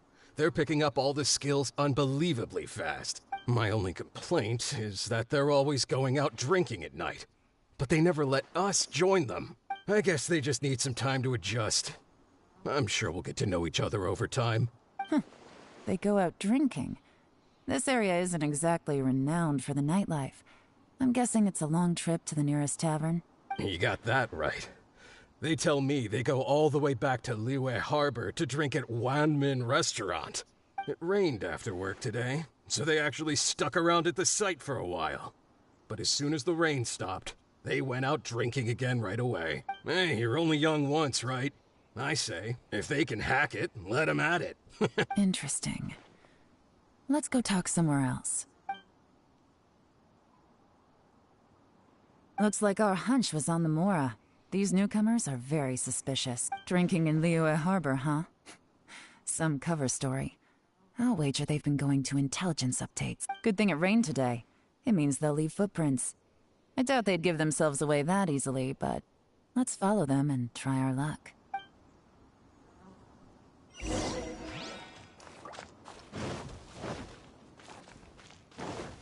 They went that way! Hurry, we gotta catch up!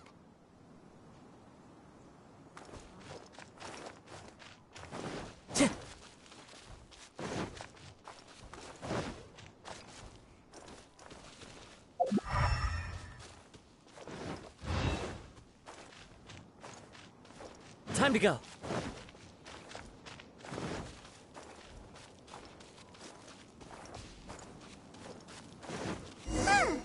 These footprints are heading towards Liyue Harbor. Maybe we were wrong about them.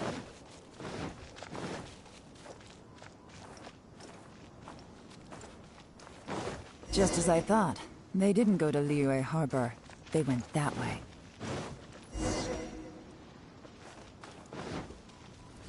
Time to go.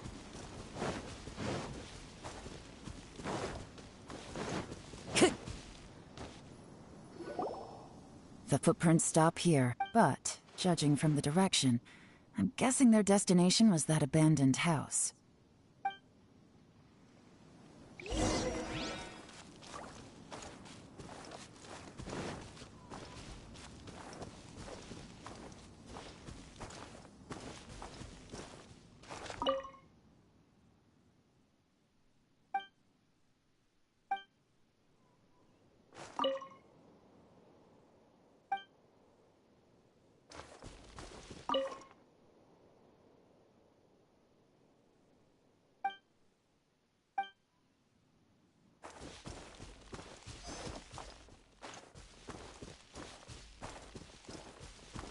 Time to go.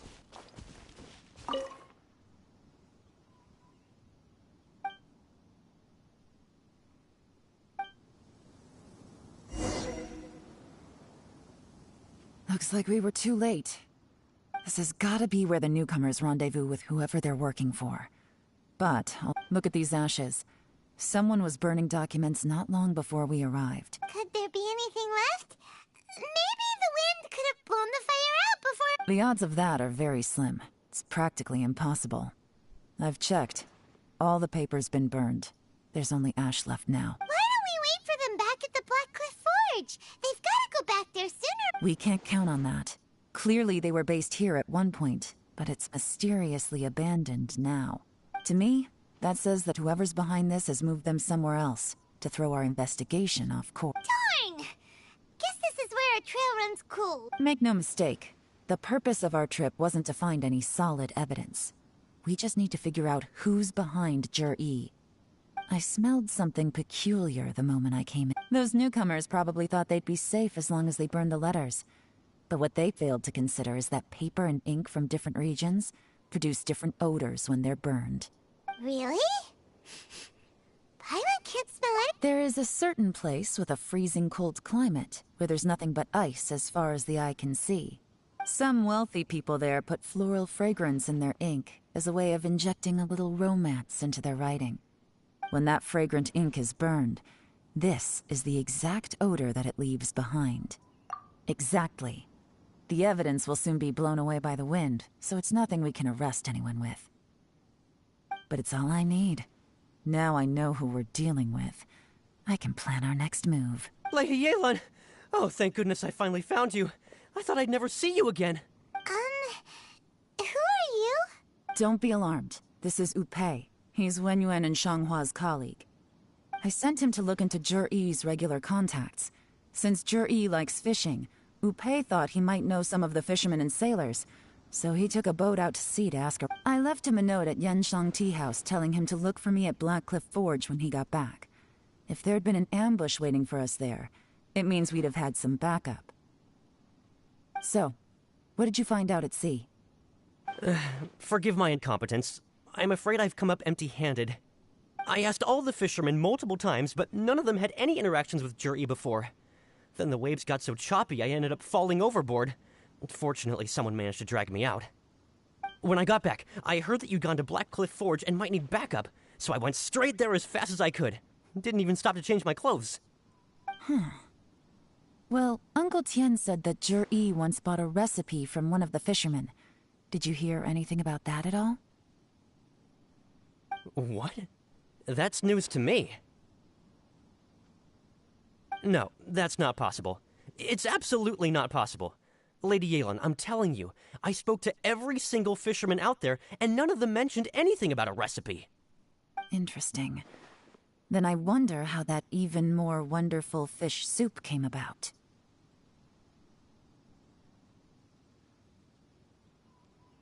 Fish soup? What fish soup? Nothing.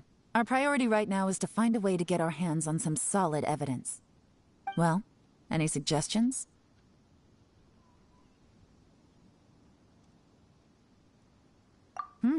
Not a bad idea. Upei, what do you think? Honestly, I've already tried following Jur-E, but the guy's too cautious. Never meets with anyone suspicious. Okay, so tailing's out. No, we'll still need to tail him. But first, we need to do some groundwork. Groundwork? When you've worked in intelligence for a long time, you'll understand that no one can stay on high alert forever. Especially when he thinks he's about to win. Tomorrow morning, I'll announce his victory at Yuehai Pavilion. Take a guess what you think he'll do next. Be sure to arrive on time. You won't want to miss the show.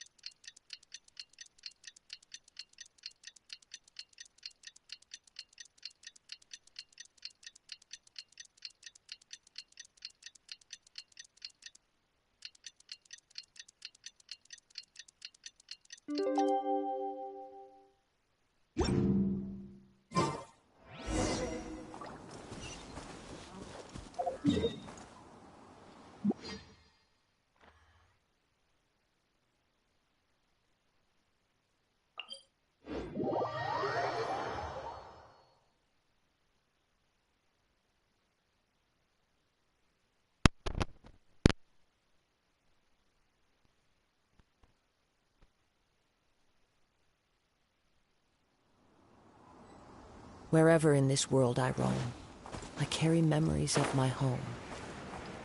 This blade, it is the last link I have to the land of my birth.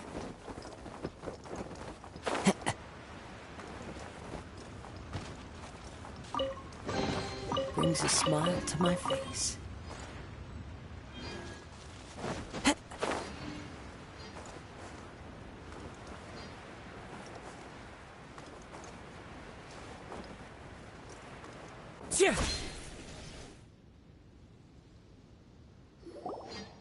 It looks like we're all here.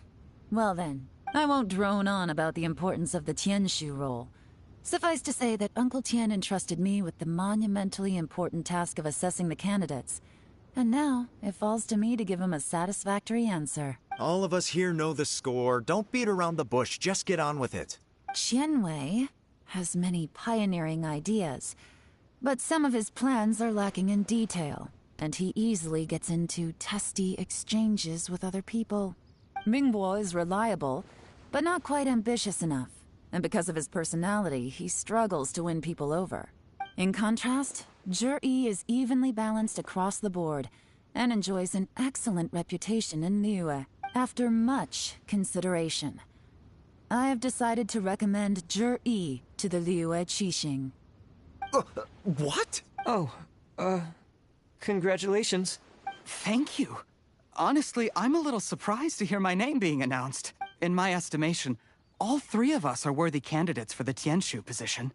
As your competitor, I've become keenly aware of your great talents. Would either of you entertain the possibility of working with me in the future and taking on some of my workload? I'll have to see. I'm in a bad mood. This is the last thing I want to be thinking about right now. I don't mind, as long as I can help. Okay, well, that's all from me. Zhi, you'll have some preparation to do. It won't be long before you're informed of your official appointment. I hope you will work hard and make Uncle Tien proud. I will live up to the Tianshu name. On this, you have my word. I should go. I need to pack my things, and then I think a celebratory meal is in order. Would anyone like to join me? Count me out. I'm not in the mood for a celebration. Zhi seems pretty relaxed now. This would be a good time to follow him. Hey, Traveler, tell me something. What exactly does that guy have that I don't? If you can't answer that, I'm not accepting this result. I, also wouldn't mind knowing. Oh no, if we get stuck here, we won't be able to leave! Follow him. Yes, ma'am.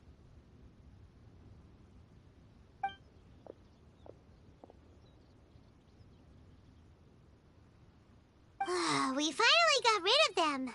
Lady Yelan, Zhi has gone towards Feiyun Slope. Follow him, quickly. So Zhi really sided with the Fatui? But Uncle Tien thinks so highly of him. Why would he do this? Difficult to say, but everything should become a lot clearer when we find him.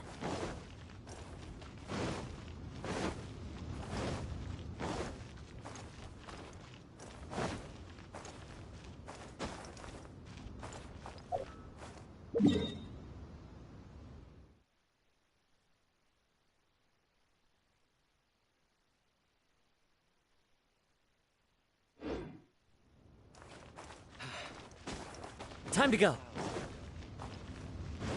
Follow the wind.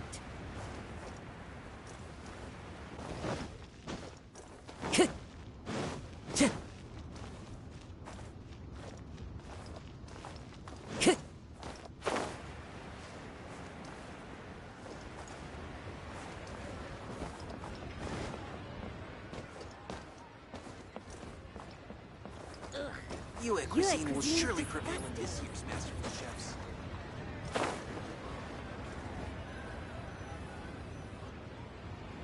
I'm sorry, Lady Yelan. We lost him. He's too good at this. We weren't able to keep following him without being seen. How the heck did he manage to shake Yelan? I guess Zhi didn't let his guard down. No, Upe says he's much more relaxed than usual. Maybe it's just how he's wired. Perceptive enough to sense when he's being watched. Don't blame yourselves. Let's not forget he was trained by Uncle Tian himself. Evading detection is not an unusual skill for him to have. If I'd asked you to tail Uncle Tian, you'd have ended up at a dead end too. It's fine. So, where did you lose him? Shinue kiosk. He only went in briefly. Upe and I were watching outside the whole time. A few moments later, a man dressed in a completely different outfit came out. Upe had a feeling that it was him, but we couldn't get close enough to check without blowing our cover. I figured that if we spooked him, it would undo what we've accomplished today so far. Another option would have been to arrest him there and then, but without any evidence, that would have been meaningless. So I stopped Upe, and I stayed here to wait for you while that meathead went to ask around in Shinue kiosk. Good work. The fish didn't take the bait, but that's okay. As long as he's still swimming around, we'll find a way to catch him eventually. The key is figuring out what he's trying to achieve. Let's go to Shinue kiosk.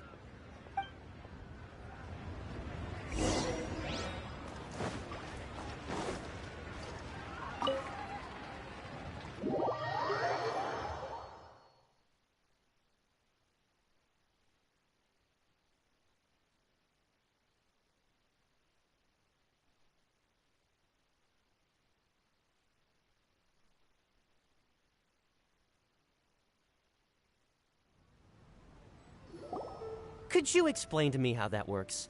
A guy like him comes in, changes his whole outfit right under your nose, and you don't even ask him about it? Our customers are free to dress however they please. What grounds would I have to question him? Okay, fair enough, but didn't you think it was just a little bit strange? Well, maybe I did, but it still doesn't give me the right to stop him. Enough. Let's tone this down a little. I'll make this quick. Just one question. What did he buy while he was here? Oh, he didn't buy anything. He just picked up a bottle of liquor that he ordered ages ago. A bottle of liquor? Yes, a very strong kind. Fiery, with a rich flavor. Not something the average customer would order. This gentleman ordered it in person from us a long time ago. He was only here today to pick it up. Liquor and wineware. Where to? Shigu Antiques.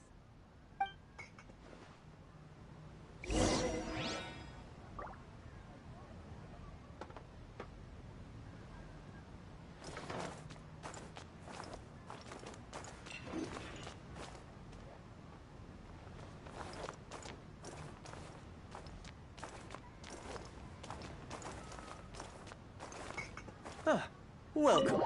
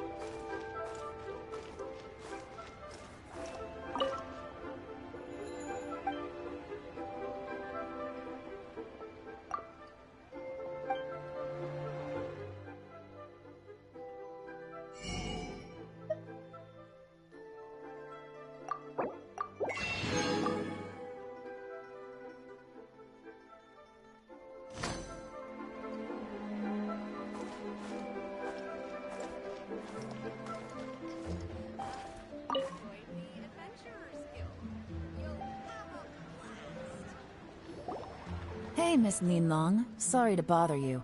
Zhi ordered a wanware set from you not long ago, right? We're friends of his. He's been telling us how impressed he is with the quality, considering how affordable it was. So we just had to come and take a look for ourselves. Sure. Which model are you looking for? We don't really know a whole lot about wineware. Let's just go with Zhi's choice. Would you be able to show us the one he bought? Zhi picked up his set not long ago. As a quality imitation of an antique wineware set, it has the look and feel of a luxury item. Just so you're aware, we don't have many of this model left in stock. And now that Mr. Jur-E has taken one, I'm afraid it may... Don't worry. Price shouldn't be an issue. I'm sure we can work something out. But I'm just a little hazy on one thing. Did Jur-E's wineware... For this set, the wine glasses are sold separately. Minimum purchase is 1 glass, maximum is 4. Mr. Jur-E bought 2. Okay. Thanks, Lin Long. Seems there's a little more to buying wineware than I first thought. We'll have to mull it over. Well, don't take too long. We could sell out any day now. All right, see you next time.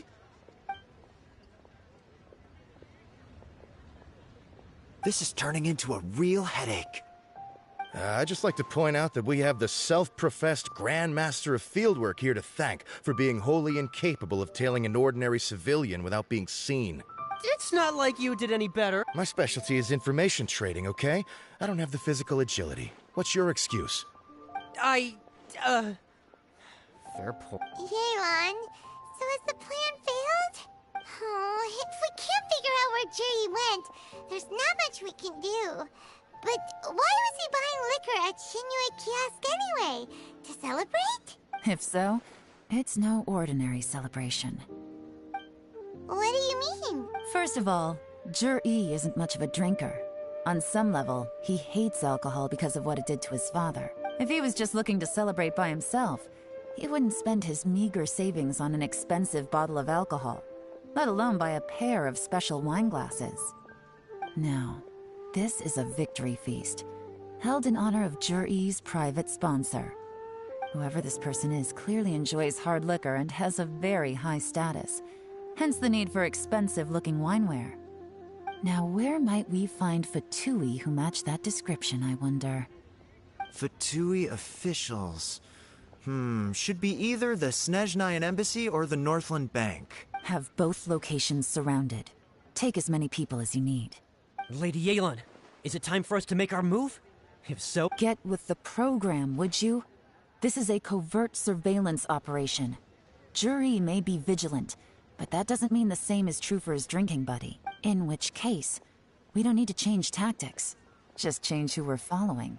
Great idea! So we just need to find out who Jur-E bought that liquor for and... But Lady Yelan, if we get caught, this could become a major diplomatic incident. I'm well aware. But don't you see? Jur-E is gambling everything on this.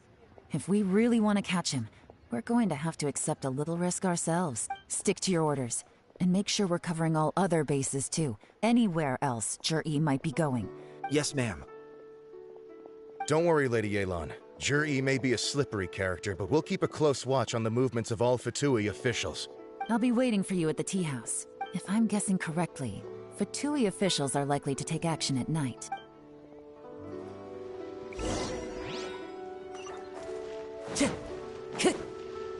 Time to go. Time to go.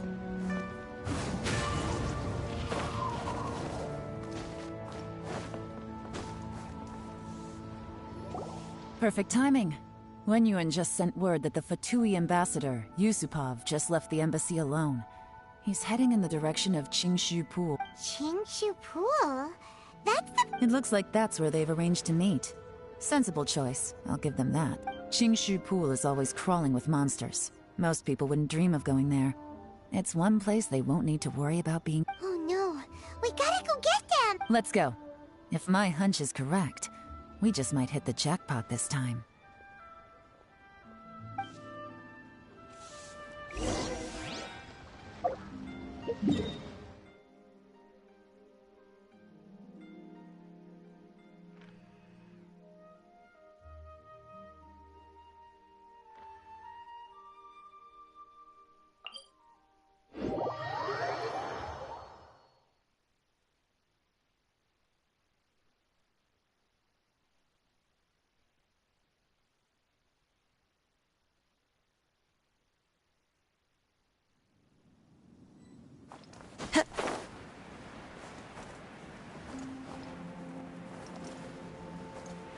This is Qingshu Pool, full of ruins, crawling with monsters. Anyone with any sense steers well clear of this place. I've looked into the place before. There's a workers' entrance somewhere around here. Follow me.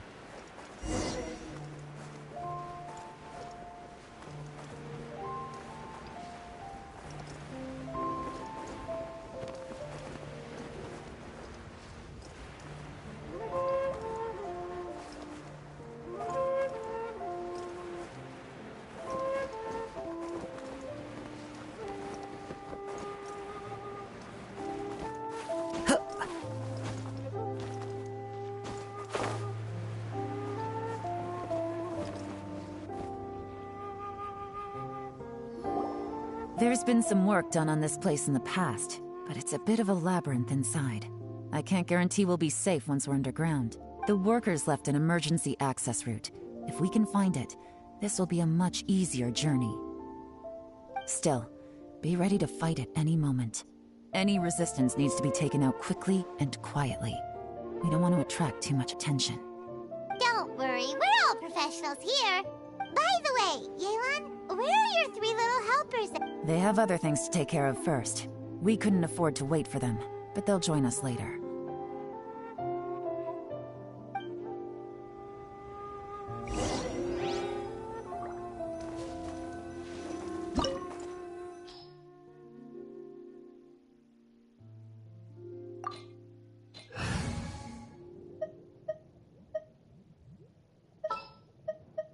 A walk would be nice.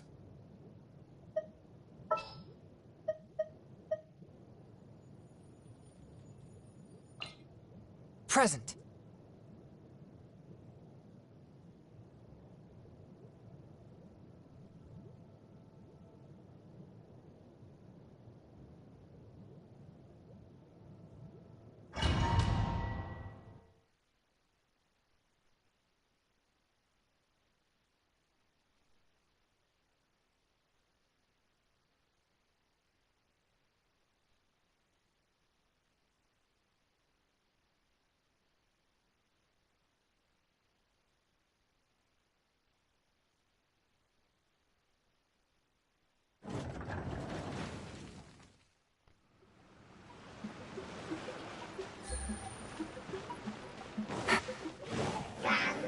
Busted!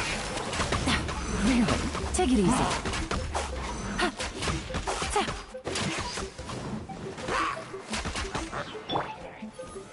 Solidify! The wind knows me.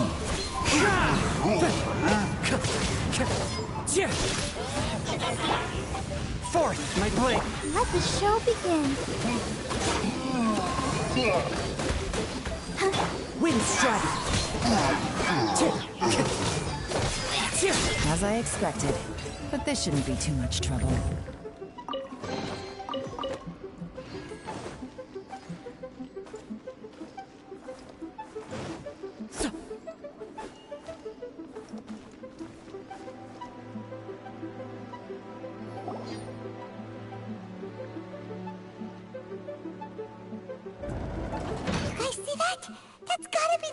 Ambassador here to meet Ji. That must be the emergency access route, right?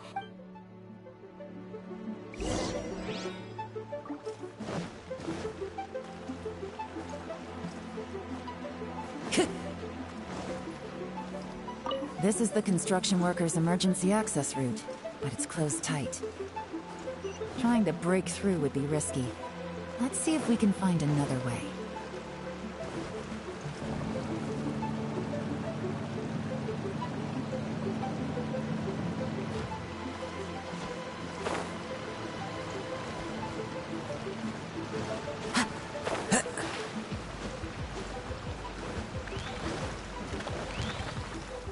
Into the wind. Gather! I will have order! A touch of frost. Submit for judgment. Let's dance. Oh, oh, oh.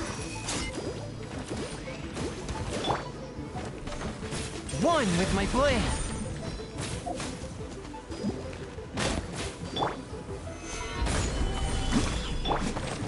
One with nature.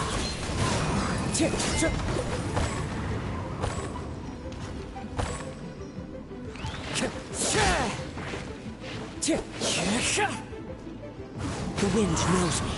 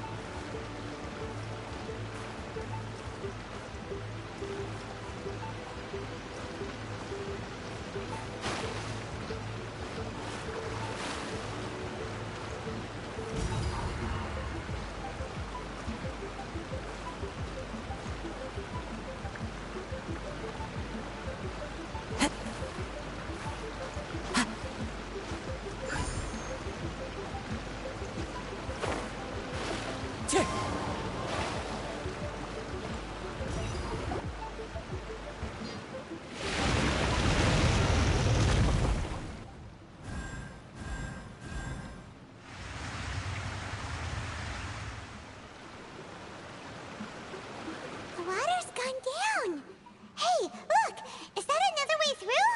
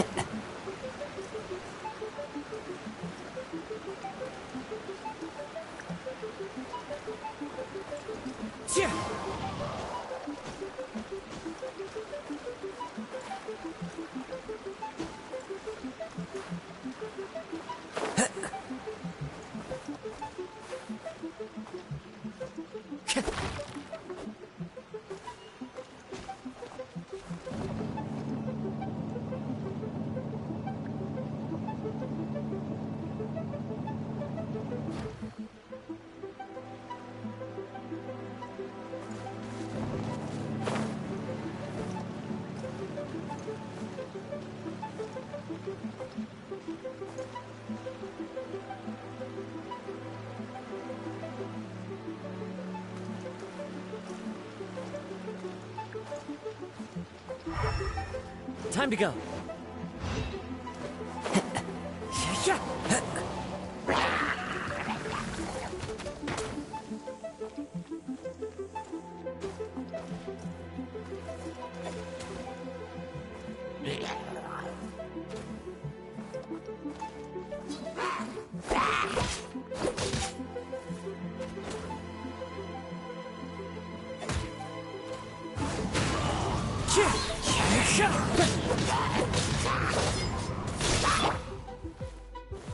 Stabilize!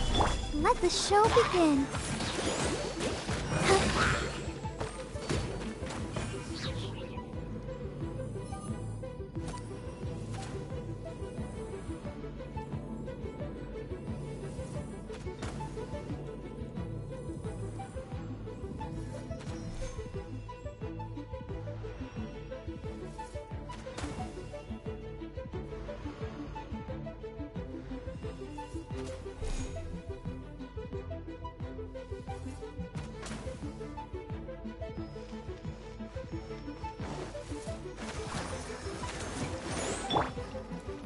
Forth, my blade! Gather!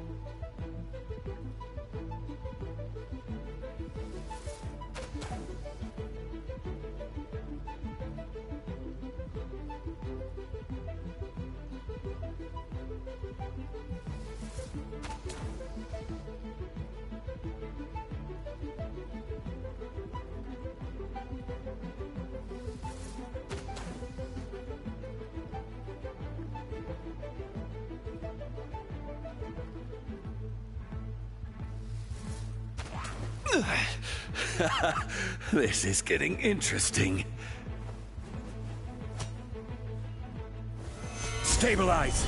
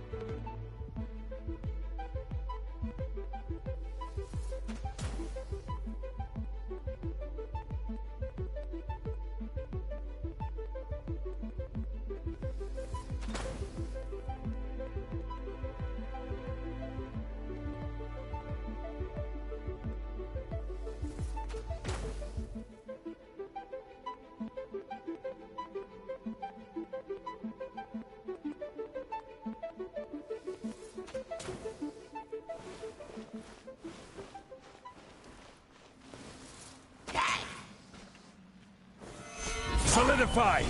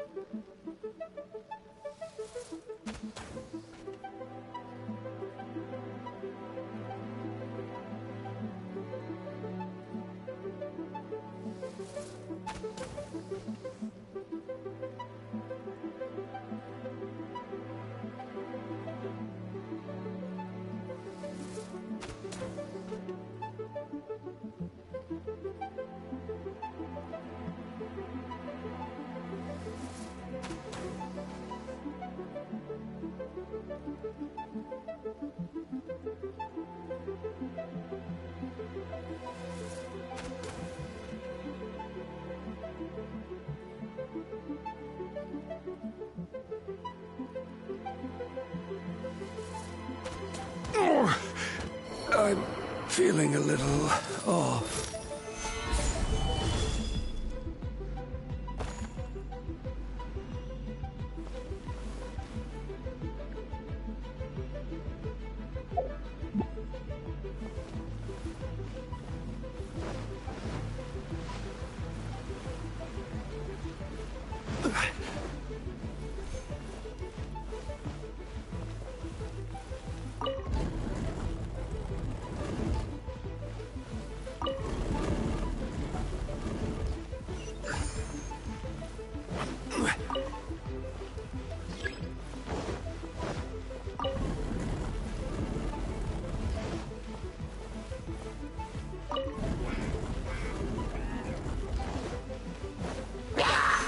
Solidify!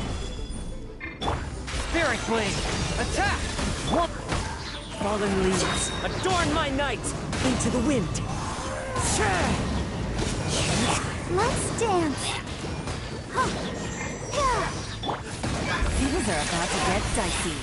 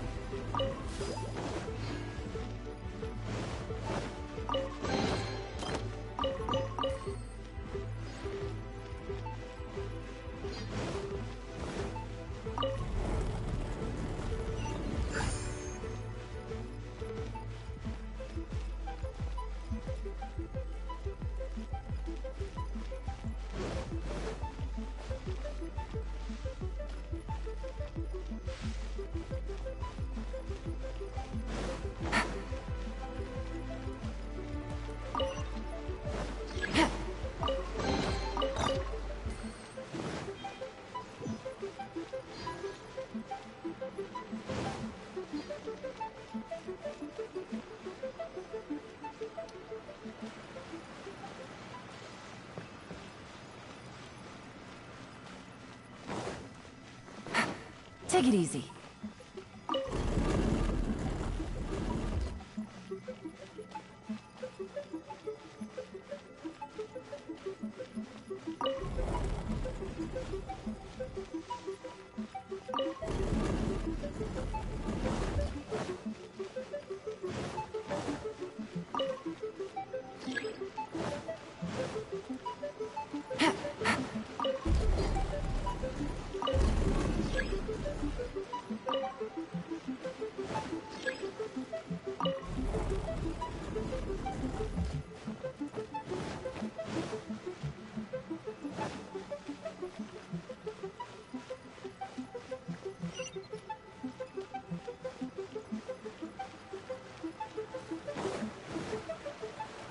Take it easy.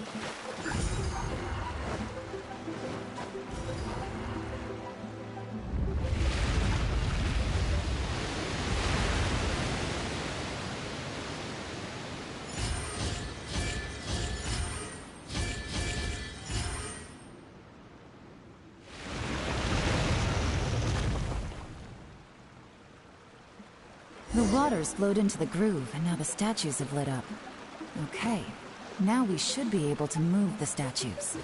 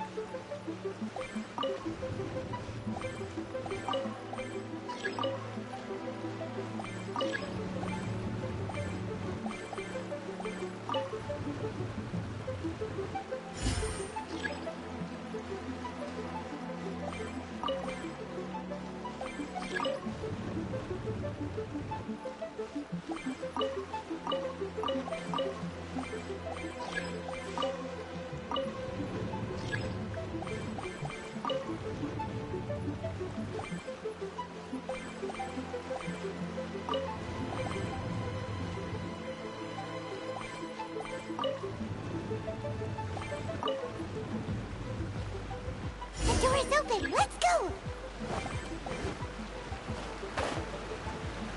We should be nearly at the bottom now. Let's wrap this up. Quietly now. Swift and merciful. Submit. fit for judgment. Order guide you. Gather. Let the show begin. As one with wind and cloud.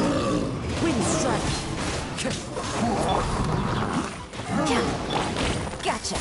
Quietly now. Game's up. Time's over. I will have order. Spirit Blade, attack!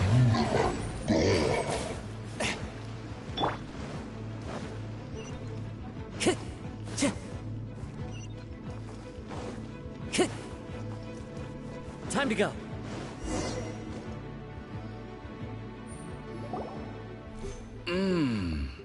I can tell from the aroma that this is very fine liquor indeed. I'm impressed. Come on, bottoms up. After you, of course.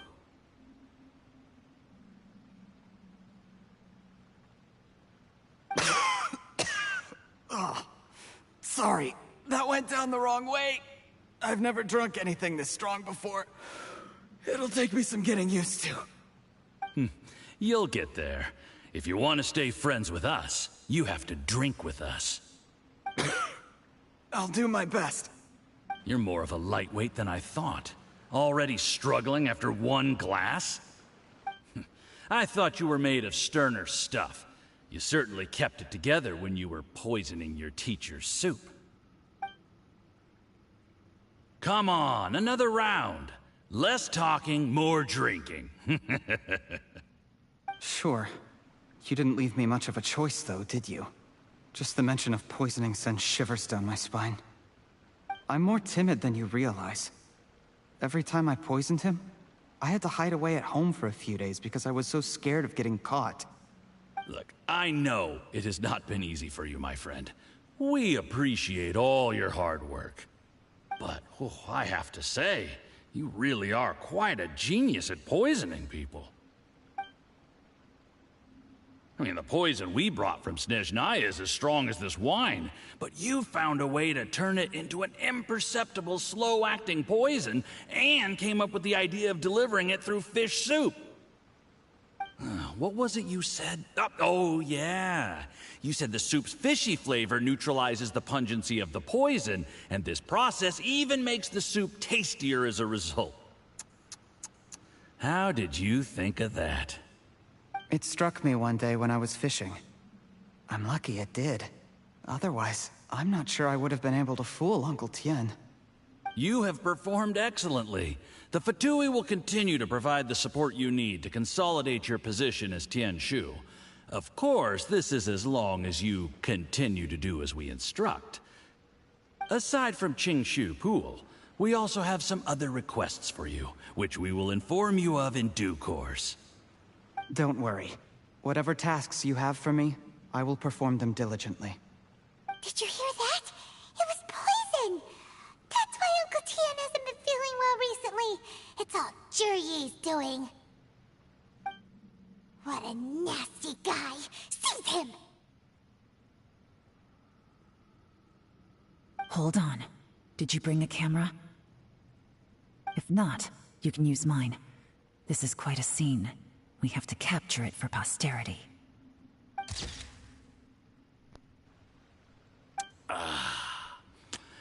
Excellent liquor. We've seen no progress on the diplomatic front, and everyone has been eyeing up the treasure of Qingshu Pool. It's been a real headache for me. But soon, everything will be taken care of, and I can report back on a successful mission. Thank you, Jurye. I remember when I first saw you. I knew right away that you would make a good partner for us. Hey, do you still remember what I said to you? How could I forget? You said a lowly commoner like me could never be seen as a serious candidate for the Tianshu, no matter how hard I work. The only way is for you to shine bright in the Tianshu's darkest moment. I think you were absolutely right. Yes. Under normal circumstances, the gap between you and other people could only ever grow wider over... Just look at your two competitors. Qianwei had wealth. Mingboa had reputation, but you had nothing. And that's why I decided to help you. You know, there's an old saying in the Fatui. Give a starving dog a bone, and it'll guard your home for the rest of its life. Yes. I cannot thank you enough for your generous support. You know, the best thing about you is that you do as you're told without complaining. Hey, keep up the good work, and I can assure you, you'll never have to worry about Mora again. Heck, when you're not in the company of the Fatui, you'll be able to throw your weight around as much as you want. How about that? Uncle Gao said that Jur-E has low self-esteem. He was worried that whatever advantage he might have now will diminish over time.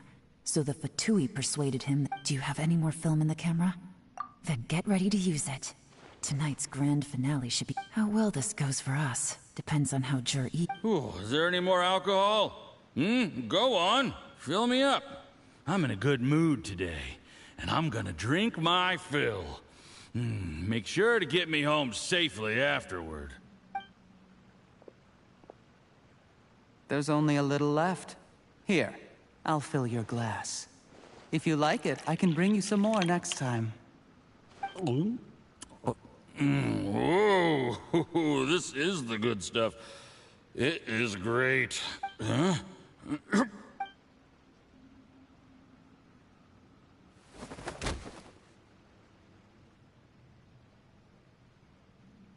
Jur-E, you poisoned my wine? You seem surprised, Mr. Yusupov. How could you?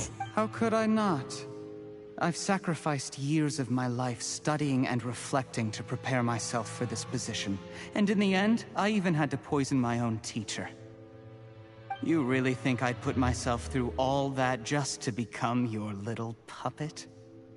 I don't want to bow down to anyone ever again. And that includes you. You imbecile. It's the Fatui who got you to where you are. Do you understand? If I disappear with no explanation, the embassy will come after you. They'll get to the bottom of this. Mark my words. Do you see the haystack in the corner? Underneath it is a pile of explosives. And next door in the dark room are the 3 undercover agents you sent to infiltrate the Black Cliff Forge. I'm gonna stay here till I see you slip into unconsciousness. Then I'm gonna set this on fire. Once the flames burn through the hay, they'll ignite the explosives, the ruins will collapse, and everything will be buried. What do you hope to? I took the liberty of leaving some evidence of your contact with the undercover agents at the Black Cliff Forge. It won't take long for people to join the dots. 2 missing person cases will become 1 as the truth gradually reveals itself. The Fatui planted undercover agents in the Black Cliff Forge to steal their signature ruin-grade explosives. Their plan was to blow through the solid floor tiles in the dead of night and seize the treasure of Qingshu Pool. But things didn't quite go to plan. Mistakes were made that led to the accidental deaths of the entire crew.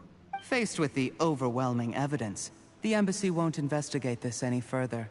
In fact, they'll be only too happy to blame it all on a rogue operation by you. It explains why you acted alone, while exonerating the rest of the embassy of any liability. Of course, none of that will have anything to do with me. When all of this comes to my attention, I'm afraid I'll have no choice but to cancel the Qingshu Pool redevelopment plan immediately. I guess then, I'll be Tianshu in my own right, with a clean record and well out of the Fatui's reach. Jur-E, do you really think you're gonna get away with this? The Fatui has a record of everything. That includes the poison, all interactions between us, even my trip here tonight. After I die, they'll come looking, and they'll get to the bottom of this. A record? Oh, you must mean the one in the hands of your second-in-command, Theophan? How do you know about that? Because when you contacted me, I also made contact with your associates. I have Theophan to thank for providing me with the poison I used on you today. He'll help me tie up all the loose ends. After all, your untimely demise comes with a few perks for him. He has been eyeing your position for a long time now. That traitor!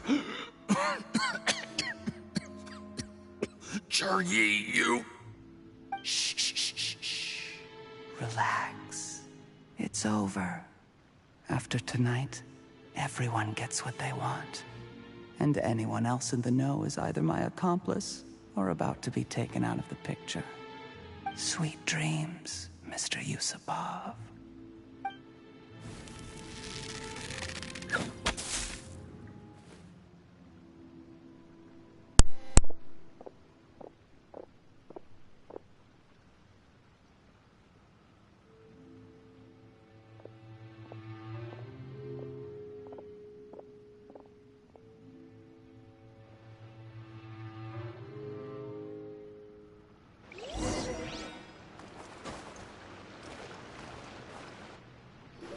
I did a little surveying on the way here and found that you'd left yourself 3 escape routes in case things went south. I have them all surrounded. If you're thinking of trying anything, save yourself the effort. The game's up. We were here the whole time and have pictures of everything. They came out pretty nicely. Want to see them? The game's up? Forgive me, I'm not quite sure what you're referring to, Miss Yelan. I happened to discover a Fatui operation here, so I approached them on the pretext of joining forces and eventually brought them down from within. If this is how you want to play it, huh? Fine. You do you. All we need to do to convict you is establish that the poison in his system is the same as in Uncle Tien's. Nothing else you wanted to add? Let's leave it there then. Time to go.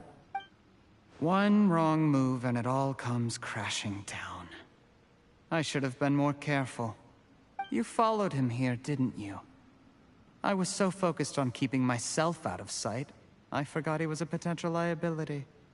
Let's talk about this, Yelan. I gave you my word that I would live up to the Tianshu name, and that much I can still guarantee. Your point being? When I take office, I can guarantee that I will act in your best interests. In fact, all of you here tonight can expect very generous treatment in the future. I don't deny that I used underhanded methods to get here. But given my lowly origins, what other choice did I have? You still don't get it, do you? Even now. What do you think?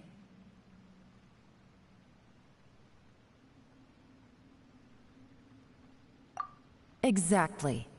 Juri. Clever people can always come up with a good excuse. But while you might be able to get other people to believe you, you'll never be able to deceive yourself. There's nothing wrong with wanting to win other people's respect, but when has Uncle Tien ever looked down on you? He was like a teacher and a father to you, but you chose to repay that by poisoning him. Whatever positive goal you may have started out with, you threw it away in that moment. That's enough. Of course.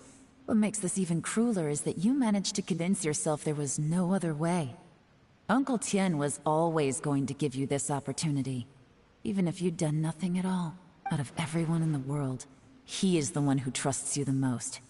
So much that he drank your fish soup without doubting you, not for 1 second. That's enough! That's enough.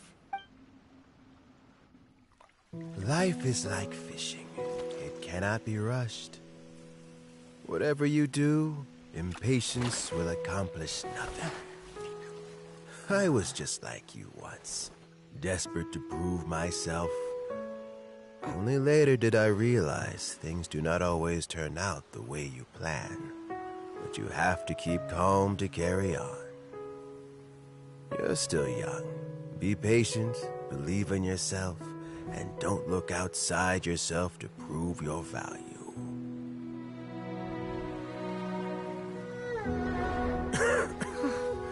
Where's Juri these days? It's been a long time since he last paid me a visit. Maybe he's just busy. Well, next time, if he doesn't bring a pot of piping hot fish soup, don't let him in.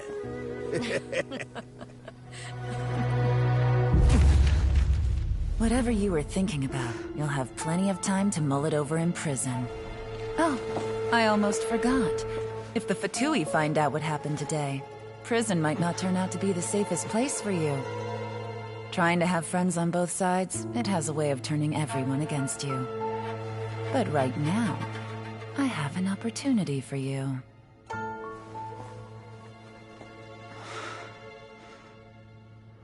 Huh?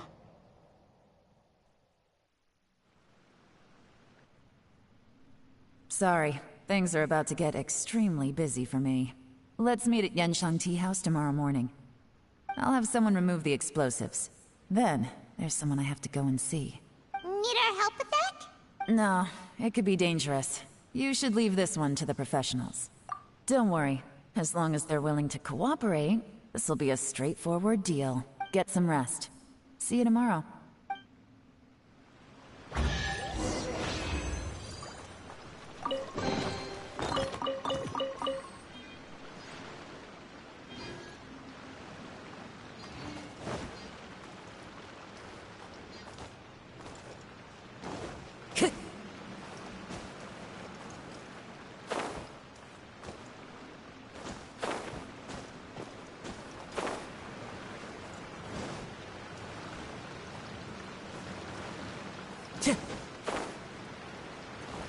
Time to go.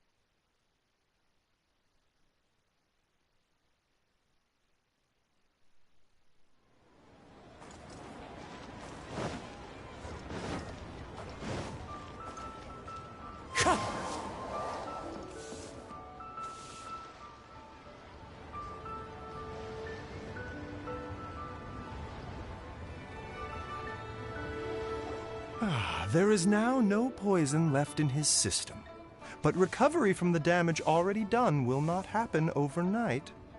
Dr. Baiju, is my father going to be... You needn't worry too much. Keep taking the prescribed medicine every day, and a full recovery will take at most 2 to 3 years. It's good we caught it in time. A few days later, and the toxin would have built up in the internal organs. At that point, things would have been much more serious. How did they successfully secure such a seldom-seen poison? It seems the Fatui are extremely resourceful. Unfortunately for them, they were up against us. Uncle Tian will be heading off now. Remember to get plenty of rest and avoid overexerting yourself while you're recovering. Don't worry, I will. Thank you very much.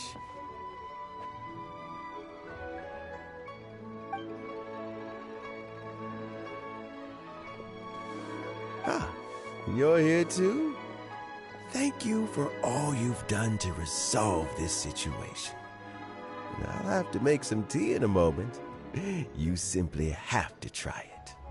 Yes, the exhaustion seems to have gone. My mind is steadily getting clearer again. Luckily, it looks like choosing the Tianshu's successor is suddenly not such a pressing issue after all. Hey, Yelan! My work is mostly wrapped up, so I thought I'd take a minute to check in here. The assessment process comes to an end here, Uncle Tian. In my opinion, Zhi is not suitable for the position. But Qianwei and Mingbo both have potential. You have my gratitude. People can change their loyalties easily. I've always known this. But whenever it happens, it's still a dismal experience. Is it just Paimon, or is Uncle Tian not that surprised? Don't underestimate Uncle Tian. He wouldn't have appointed me as assessment officer if he hadn't had his doubts about Zhi. Normally, the Yuehai Pavilion would be responsible for assessing the candidates. Isn't that right, Uncle Tian? Yes, to be quite honest, I wanted to trust him unreservedly. But I have to be responsible with the position of Tianshu. When I first met Zhi, I wondered if he had approached me with a hidden agenda. So I secretly investigated him. I concluded that he had no ulterior motives whatsoever. He just saw me as an ordinary fishing friend. In the end, even he changed. But when did it start?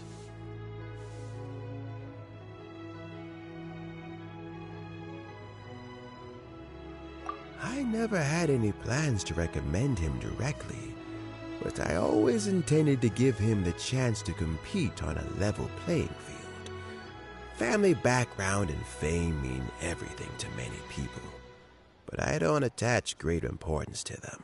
I had no reputation to speak of when I first became Tianshu.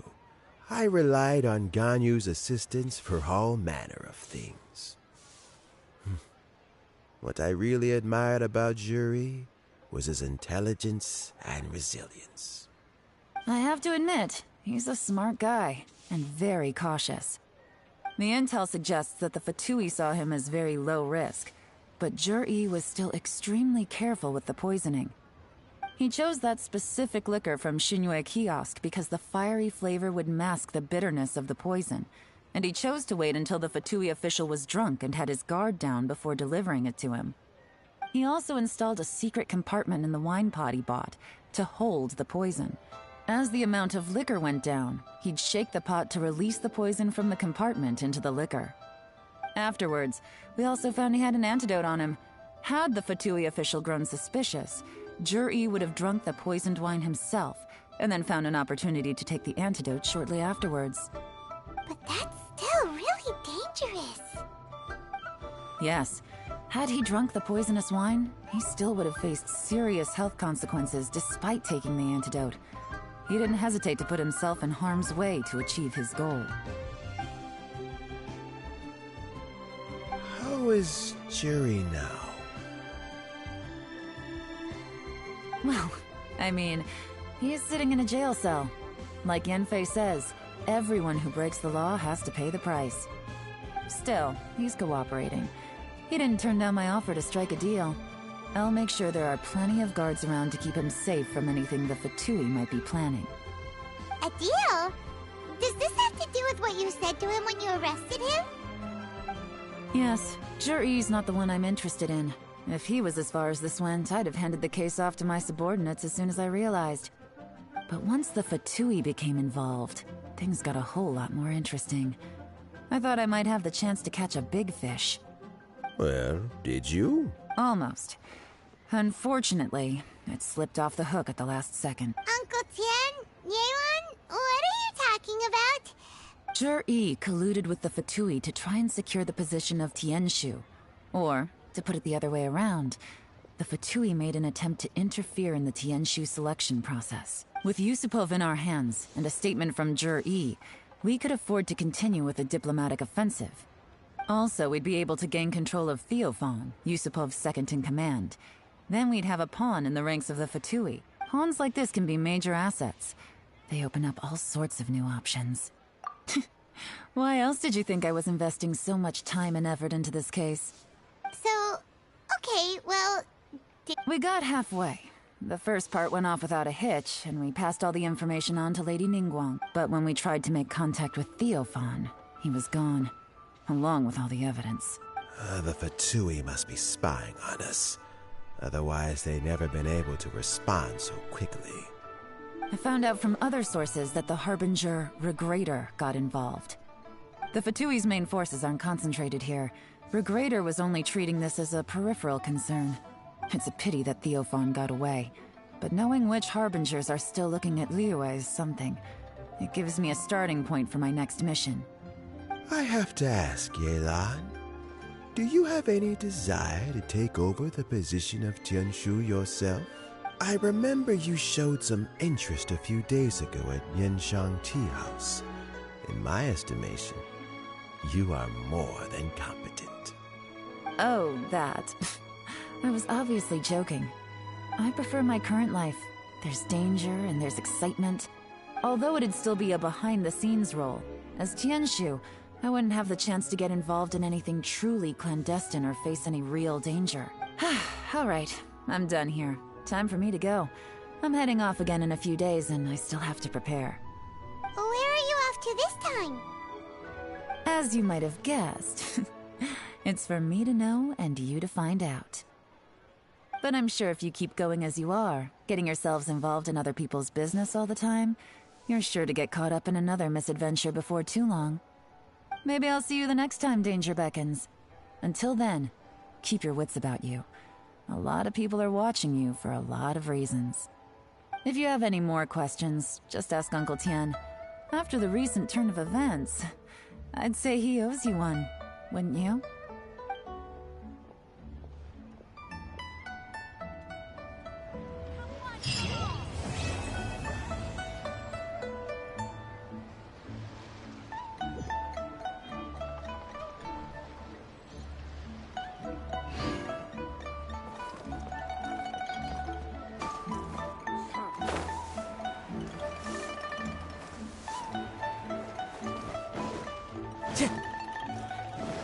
Time to go.